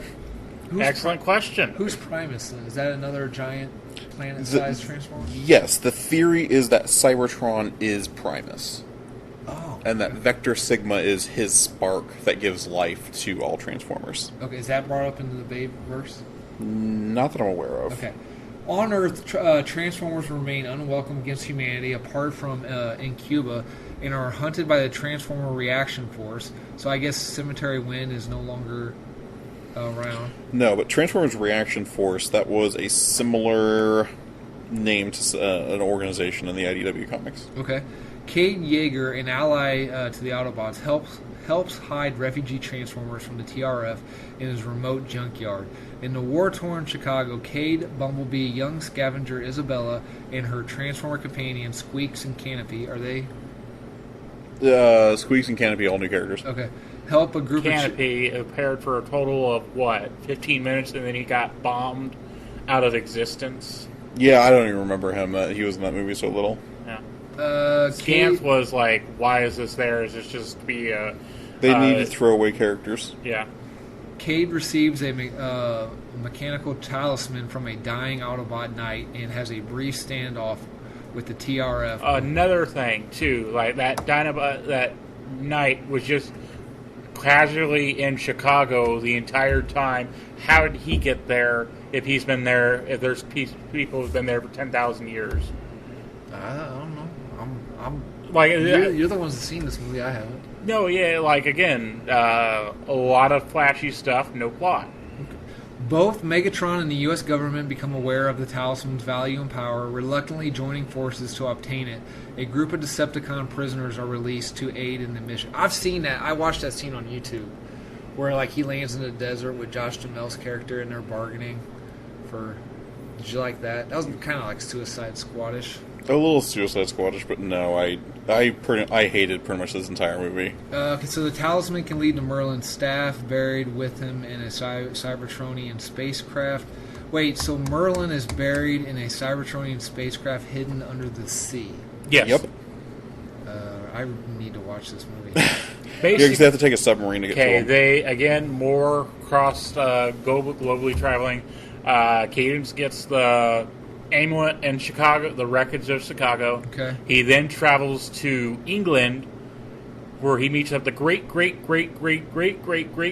granddaughter of Merlin, Sir Edmund Burton. Sir Edmund Burton. And we meet Hot Rod.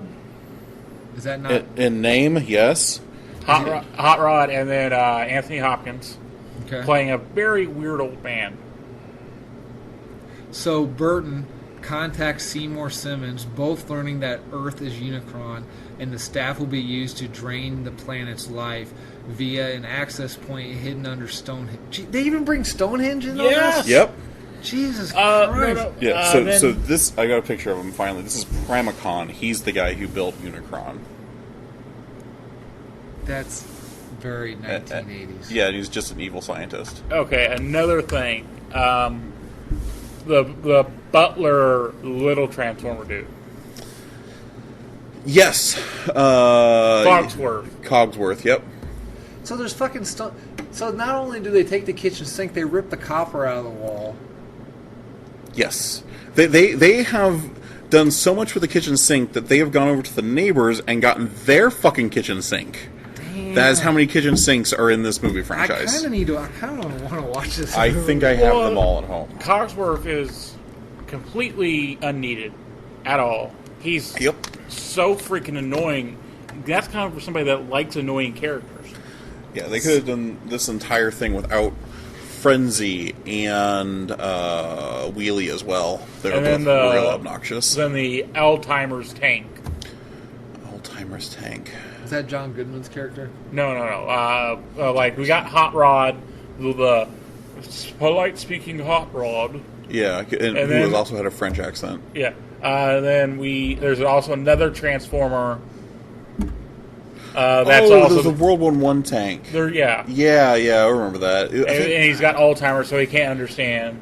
He has, like, it's sad when they get Alzheimer's. And then we find out that Bumblebee's actually been there since before World War I and was actually helping the Allies out against Germany. Yep.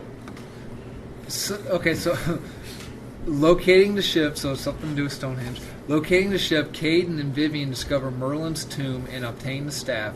Vivian activates it, causing the spacecraft to become airborne, awakening the Knights of Iacon. They're the dudes from the beginning? Yep. Yes, Knights of Iacon. Okay. Mm-hmm.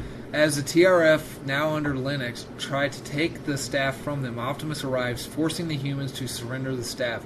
Bumblebee, Linux, and Cave confront Optimus, because he's under the thing of Contessa's got him under a spell, who engages in battle with Bumblebee. Just as Optimus is about to finish him off, the formerly muted Bumblebee begins speaking in his own voice, stirring Optimus's memories and freeing him from Contessa's control, which he mumbled the line, "I haven't heard your voice in Cybertron," but he heard it in the first movie.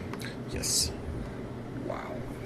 The Decepticons ambush Optimus and Megatron steals the staff from him. The Knights... Wait, why? What's important about the staff again? It's going to channel the energy of the Earth to awaken Unicron. So why did the gigantic robots give it to a small, crazy woodman named Merlin? To make the humans relevant. God, it's like you don't know anything about the Bay Universe yet. I don't... Okay. Yes.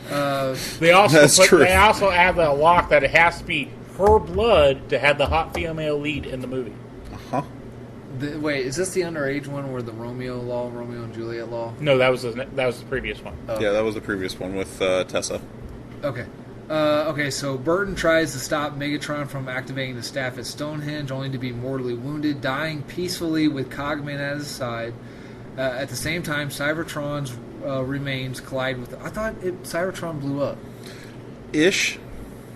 Okay. What was it like? It was forcing Cybertron to just appear right next to the Earth. Yeah. Something like that. I think it was that. And then the portal collapsed halfway through, and then pieces of Cybertron are actually just falling onto the Earth. Okay. Yeah, I think it was parts of Cybertron, yeah. Cybertron's remains collide with Earth to begin draining energy from it, devastating the planet and killing millions. Well, I fucking hope so, if a planet's falling on a planet. The imagery was kind of cool. That was the one thing I can give credit for. The imagery that they produced and some of the CGI stuff was worth the money. Okay. The Autobots, Dragonstorm, and human military... What the fuck are the human military going to do? Converge on Stonehenge and Cybertron, attacking the Decepticons and Quintessa's minions. Who are the Quintessa's minions now? Generic Transformers with no names. And also Megatron. You know that posse he got, the Suicide Squad at the beginning of the movie? Yeah, they turn on the humans. Oh, okay. Oh, yeah, I forgot about them. So Quintessa's minions, who either flee or are killed, while Quintessa is defeated by Optimus and Bumblebee. The worlds are then saved upon Vivian removing the staff, and the Autobots leave Earth to rebuild what is left. That's like a big middle finger. Like, yeah, we fucked up your Earth. Ow. Yeah. That's not good. No. Okay. They leave Earth to rebuild what is left of Cybertron. In a mid-credits scene, Quintessa, who has survived by using a space bridge to escape and is disguised as a human, approaches a group of scientists inspecting one of Unicron's horns, offering a way to destroy him. What's the way? They don't say. No. We're never going to know. I think it'd be badass if... I know it's never going to happen, but I would love to see a movie where Earth becomes Unicron. I was really hoping that's how they were going to end the franchise. I really wanted Unicron to transform, destroying the Earth and destroying everything on it. Just go balls to the wall, man. Yeah. I mean, you're at that line. Just fucking jump over it. Be like, you know what, guys? Balls to the wall, dude. Yeah. It's fucking Unicron. And honestly, if they had done that, I would have more hope for the next Transformers movie in the franchise, because there wouldn't be any fucking humans in it. So that movie wrapped up. What were you like? What the fuck? Oh god. Yeah, I think we saw it in theaters together. Did we see it together? Yeah, it was like... Yeah. Well, okay. Who cut the hole in the bottom of the popcorn? We both did. Yes. That's weird. Anyway. Yeah, yes, I think we did, because I seem to remember you occasionally looking over and me making frantic hand signals at the screen. That was the so only pissed. reason I went, was to see how pissed he would get at the movie, because knowing how big of a Transformers fan he was, like... Well, like I said, I'm a tourist of the franchise. My only involvement is the '86 cartoon, which I watched all the time when I was a kid. Unicron is my favorite character. Once I found out Earth was Unicron, I went like, "Oh, that's cool," to like a second of, "We're never going to see Unicron because they're not going to destroy Earth." Well, don't worry, they'll just retcon it out in the next movie because every movie has a major retcon in it from the previous one. The Earth, that was actually just a hologram Earth. The real Earth's over here. Yeah, or Megatron isn't called Galvatron, and he doesn't transform like Galvatron transforms because he had that super pixelated. I forgot about that. They never explained how he becomes Megatron. That's why I asked you how did they resolve in the cartoon, because I meant to bring that up. Nope, he's Galvatron for the rest of his life. Except for in the Bayverse. Except for the Bayverse. Where they completely forget about the pixelated stuff and he transforms like normal again. Yeah, and then, like, in the IDW universe, Galvatron and Megatron are two different characters, too. I am genuinely interested.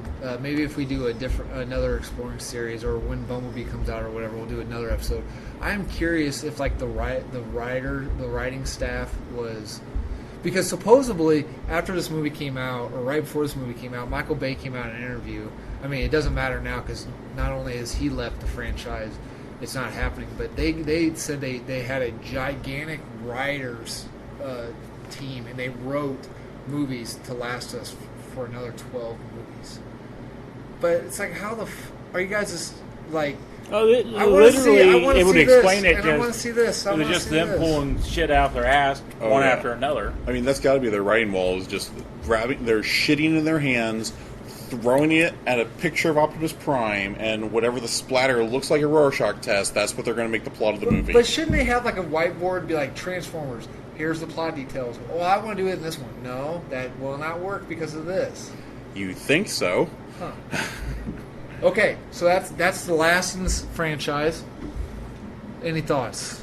Oh God, just reliving all of them. They're just so well, you bad. said you owned them all.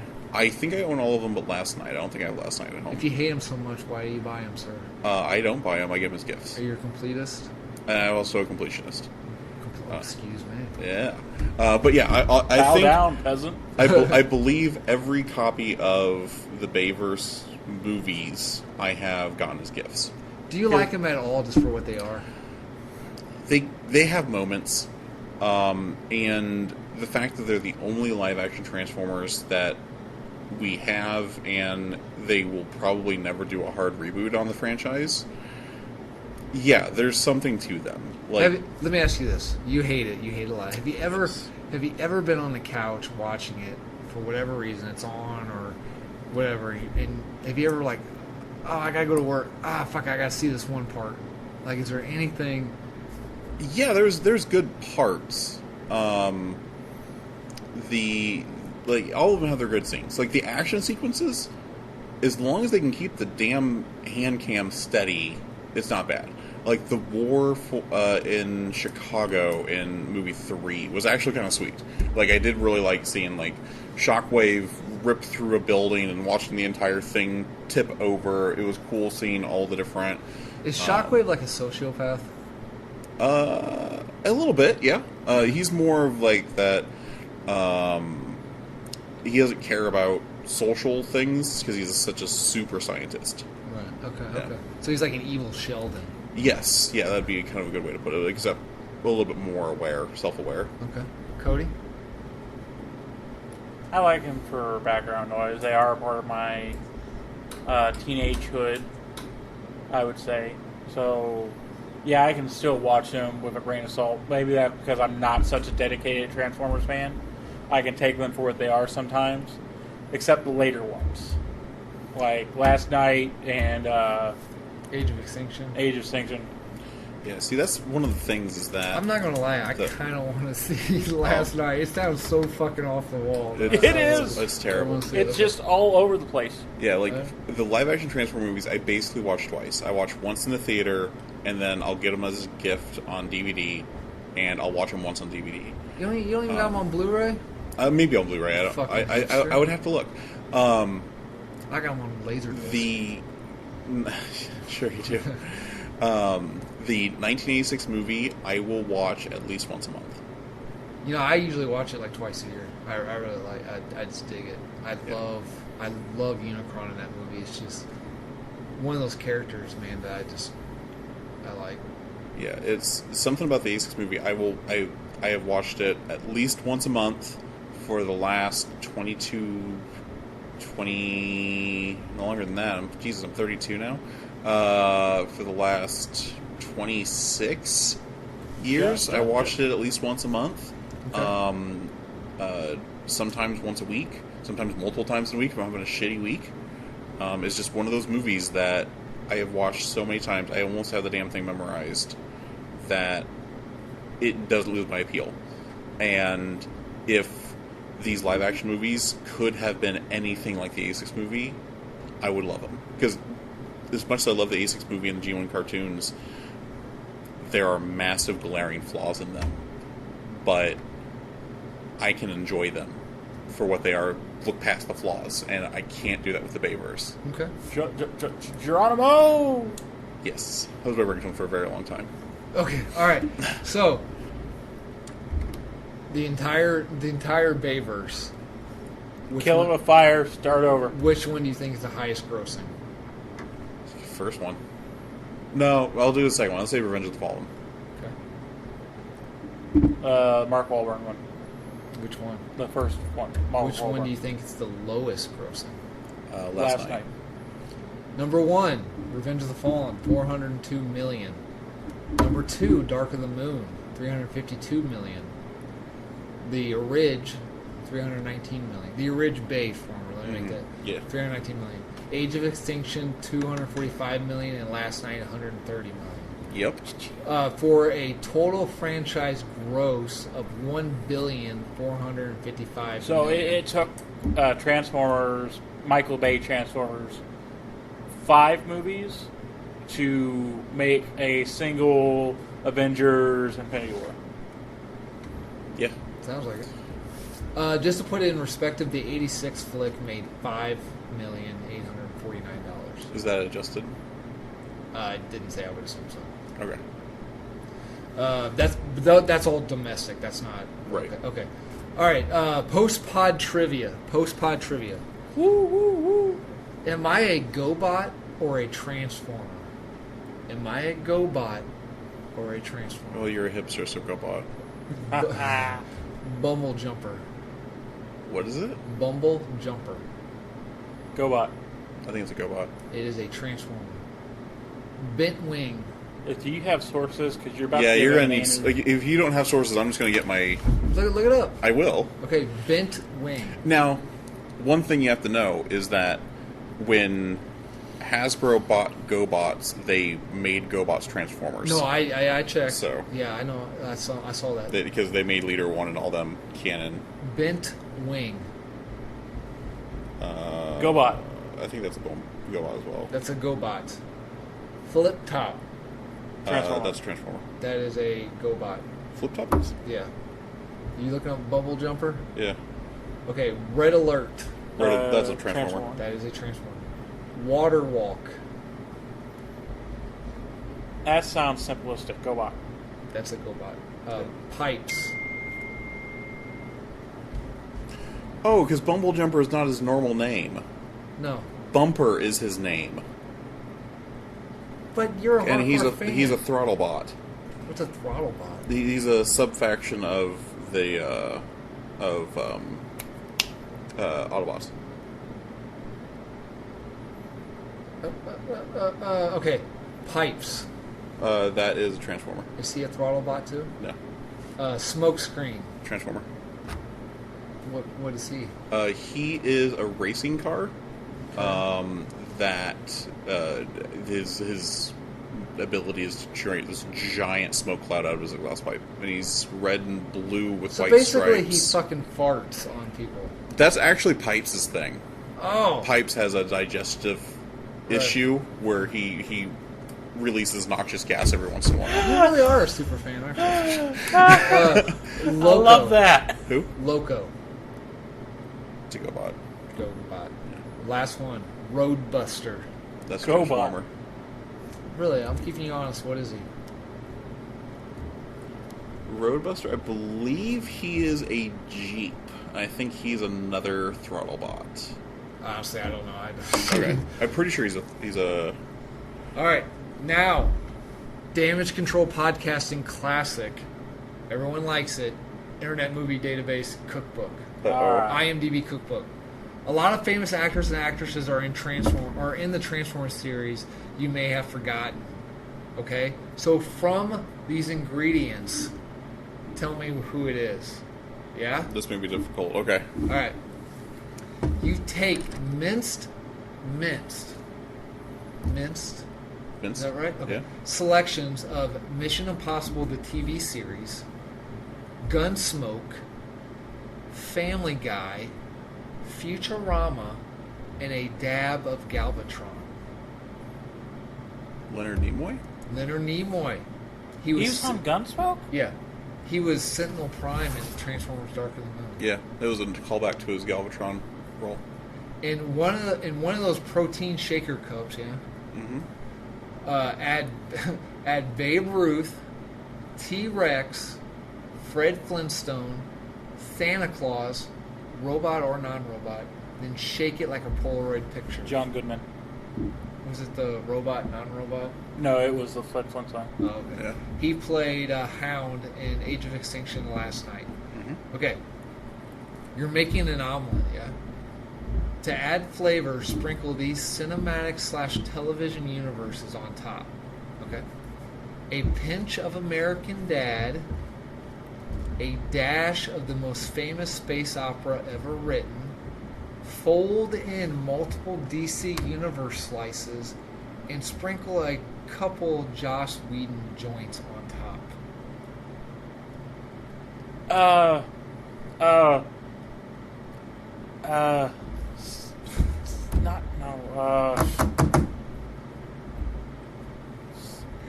The only one I can think of is James Marsters, and I don't think that's right. No. You say American Dad? American Dad. Ah. And he has a recurring role. It's not like some weird one-off thing. He had a recurring role. Y'all give me crap for that. I made sure he was in 10 episodes or more. 10 episodes where he's not a main cast member. DC Universe. Yeah, I don't know. Alan Tudyk. He played Dutch in Transformers Dark of the Moon. Who? Alan Tudyk? No, I know that. Who did you play? Dutch. Dutch? Dutch. Oh, is he one of the throwaway wreckers? Is that who Dutch is? He's a human character. Oh, Yeah, okay. You're like, fuck the humans. Fuck the humans, alright. I'm human blind, sir. I don't... Wow! What? Huh. Like, I didn't know Leonard Nimoy was on Gunsmoke. I watched a lot of episodes with my dad. And now I think about it, I watched him... That's amazing. I'm sorry. It just, like... Okay, well, no, You taught me something, and I'm kind of happy about it. I teach you a lot. You just let me know it. So closing thoughts: Autobot or Decepticons? Autobot. Okay, Autobot or Decepticon? I will pick Autobots. I will pick Autobots for the people in them. Decepticon for the leader. See, I'm such a pacifist and pushover in real life. I love bad guys. I'm drawn to them because I'm such a pushover. So, I'm Decepticons all the way. Yeah, the problem with the Decepticons is a lot of them are stupid, and Megatron kind of tricks them into following them. Because they weren't designed to think, they were designed to follow orders because they were militaristic. Right. Megatron's a hell of a leader, and if you read Megatron Origins... All hail Megatron? No, Megatron Origins. Oh, right. In Megatron Origins, they really explain his motivations for causing the Civil War, and after that, I'm like, yeah, I'm Team Megatron. And the fact that he eventually joins the Autobots makes me very happy. So he becomes a Magneto, and he actually joins the Autobots? Yes. It was after the war, and this is the IDW continuity, after the war, Optimus Prime captures him. He's being transported back to Cybertron for trial, and the two of them have a sit down, and there's a brilliant story arc where the two of them are having a conversation, and they realize that they're both fighting for the same cause in just different ways. And when Megatron shows up for his trial, he shows up with an Autobot badge on. And all the Decepticons are like, oh, he's going to infiltrate him. And all the Autobots are like, he's just garnering sympathy. And Megatron's the only one who actually wants to be an Autobot. So, any historical, if any historical figure would all of a sudden turn into Megatron, who would it be? Stalin. Stalin? No, I think I'm just grabbing names. Yeah, I think if you look, Nelson Mandela is probably the closest person. Okay. He might be. I think he's probably the closest person historically. Okay. What about Optimus Prime? Teddy Roosevelt. Uh, Again, I'm just grabbing names. George Washington, maybe. Yeah. Yeah, What about Abraham Lincoln? you could see that too. Yeah. Okay. Okay. Here's a Starscream. Rasputin. That's a good one, actually, Rasputin. Yeah, but what No, about- he's like combining at the side. What about Heinrich Himmler? It is. One of the crazy Nazi head Oh, that Yeah. guy. He was I could actually see a that. big reason behind all the weird stuff that they did in concentration camps. Yeah. Napoleon would be a good one. Yeah. That other guy, the Hendrik. Himmler. Heinrich Himmler. Yeah. Yeah, I could- Himmler. That's probably more Shockwave. Yeah. Yeah, Yes. that's more Shockwave. Okay. Okay. Last one, and then we'll wrap it up. Oh, real quick, John Cena's character in Bumblebee. That's the dude from Mask. Is it? Yeah. I don't know It's his the character's same. name. It's the. Were you the Mask fan? Yeah, I like Okay, Mask. okay. I watched the cartoon a little bit. So people are freaking out because they think that because Hasbro wants to do a connected universe because everything's got to be a universe now, and his character has the same last name as the leader in Mask, which is both Hasbro properties. Mm-hmm. Yeah, that could be very cool. And they did a crossover in the IDW comics during the Revolution storyline. Agent Burns. Interesting. Okay. Is Burns the main character in Mask? I have not seen Mask in a long time. I would have to do some research on that. Okay. All right. But I knew they were doing a Mask live action movie. They were talking about it. Yeah. Yeah, because I think it was Paramount bought the rights from IDW for it. Okay. All right. Any final thoughts on Transformers before we wrap it up? I'm excited for Bumblebee. I hope it's more fun. Okay.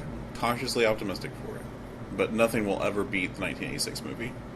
Ever. Unless they actually made a live-action 1987 movie with Unless- actual real-life Transformers. I Is would it because lose my shit if they just took the 1986 movie and redid it. Is it because they don't got the touch? They don't have the touch. That song was written for. That song started to be written for a different movie, but they didn't finish it in time. Mm-hmm. What movie was it? Do you know? I do not I was know. watching a YouTube thing on it. And I meant to tell you. Yeah. I do know an interesting bit of trivia about the Transformers movie. I know a lot of interesting trivia. But the most interesting one is that Optimus Prime saved General Duke's life. Yeah. I think I may have mentioned this in a previous podcast, but originally the G.I. Joe movie was supposed to come out first, and Duke was supposed to die, and in the Transformers movie, Prime was supposed to die so they could bring in new leaders for new toy lines. The G.I. Joe movie got delayed because of art direction or something like that. Prime dies in the Transformers movie, and there's such a fan backlash from that they rewrite the G.I. Joe movie so that Duke doesn't die at the end. Man, that G.I. Joe movie was so off the wall too. Yeah. Was that anything? That's not because the G.I. Joe movie is the only interaction I have with that franchise too. Like there's fucking these gigantic bugs, and that's nothing to do like with the series franchise, right? Not really. It's very different. Yeah, it's kind of off the wall. I like it. I did. It's my favorite. I love those two movies a lot. Yeah, I would love to find a copy of that and that one particularly. I would love to find that one and add it to my collection. I have an interesting piece of Transformers trivia too. We'll be the judge of that. Like, I'm pretty sure this is stuff you two might already know since you're more of it. But I heard the voice actor for Unicron didn't give a shit about the job and went just half-assed, did the entire thing, All right, but then half-assed his way to greatness in it. Well, it's Orson Welles, man. Yep, Orson Welles absolutely hated the role. He thought his career was over. He was that, I'm just doing a fucking toy commercial, and His career was over. It was the last movie he ever made. Yeah, and there's actually rumors that now the studio said that Orson Welles finished recording all his lines, but there's a few times the Unicron speaks where he doesn't sound like Orson Welles, and the rumor is that he died before recording all his lines, and they had to get a new voice actor that they didn't want to pay or credit to replace it. So, see, I know stuff. Yeah. You just go back to doing your heroin. It's fine. Yeah. Also, if you take a notice speaking of the credits in the Transformers '86 movie, they actually changed the name of the band who did a lot of the songs. The band's name is Kick Axe. And they changed the band's name because they thought it sounded too violent for the movie. And they changed the band's name to Lion Force in the credits. That movie's pretty violent, though. Yep. Man, they don't make cartoons like that no more, man. No, they certainly don't. Yeah, they do. Just not here. Well, not for kids. Anything can be for a kid. You just gotta put the disclaimer. I don't know about that. Here's Debbie Does Dallas, son. I don't think you can slide that one off. Is that not how sex ed happened in your guys' house? No, I had much hardcore, way more hardcore. Debbie Does Dallas. That's Sunday mornings for my family. Okay, all right. We're running long in the tooth, so we better close it up, Dan. All right. You know where that expression comes from? People with long teeth. No, squirrels. You have to explain. Yeah. Squirrels' teeth continuously grow. If they do not have something to chew on, it will literally just keep growing. And then there have been cases where they found dead squirrels in the wild because they didn't properly chew on all their food, that the teeth had just gone straight up through their skull. I had two set of adults' teeth, and when they went to take out your wisdom teeth, they found out I had two sets of adult teeth, and so of course my ridge set had already come down, so my other set had nowhere to go, so it was going up into my sinus cavities. Ugh. So what they did was they put me under, and they dropped my top palate, like they cut my top palate off my jaw and just let it dangle on my tongue. I mean, I was asleep, and then they went in and they pulled out all my teeth out of the. They said it just would have grown up into my sinus cavity and into my nose. Oh man, that would have been uncomfortable. Yeah. Are you saying you're like a shark? Were like a shark? No, I'm saying more like my hat's like a shark's fin, deepest, Bluest. All right. Anyway, okay, I'll start. Damage Control. This has been a weird energy episode. Weird been. Energon episode. Yeah. I don't feel good. I've been working too a much. GoBot reference. Yeah. Technically. All right. Damage Control Podcast can be recorded at Underdark Comics and Games in Quincy, Illinois. Check us out on Facebook at underdarkcomics.com or check out our website at underdarkquincy.com. Shoot us a message, stop in and say hi. Damage Control. You can find Damage Control Podcasting on all the social media sites. Twitter at Dam Control. Daniel does what? No, I was nodding. You dropped you. I was like, I said it wrong. Nope. Okay. At Dam Control on the Twitter. Daniel takes care of that for me. Reddit. At Dam Control Podcasting. Cody takes care of that for us. Does he? Does he really? I don't have a computer. I can't make a subreddit. You don't need to make I will make a subreddit if you give me the login information, which I've been asking for on podcast for several weeks. No, we have video proof of this. And you can interact with people on your phone with the Reddit app. Yeah, but you said I had to post a story. You don't have to post No, you specifically said I had to post a story. Wait, first of all, he atlantically said you had to post a story. So anyway, what's that? You indolently suspected. So you can... I artically said that not to just post like one sentence randomly with no explainer, like you posted an AMA fixed, and that's all you posted to the AMA subreddit. Okay. I'd like to on air say. It was not a sentence. It's one word. You're right. Yes. And I got a response to that. What's AMA? So ask me anything. #score. Oh. Okay. Anyway, Yes. you can find Damage Control Podcasting on SoundCloud, YouTube, iTunes, Facebook. Contact us at damagecontrolpodcasting@gmail.com. Christian Mingle, JJ, Grinder. Tinder. This For love of God, someone respond to us on Twitter or Tinder. Grinder, man. What the fuck? I'm so lonely. Okay. You give me an Optimus Prime going out tagline. You give me a Megatron going out tagline. Or a Starscream. Okay. I'll let you choose. This is Optimus Prime signing out. Okay? All right.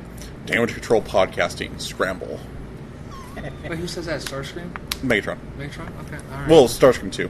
That's their version of rollout. The Scramble. Podcasting. Okay. Scramble. There you go.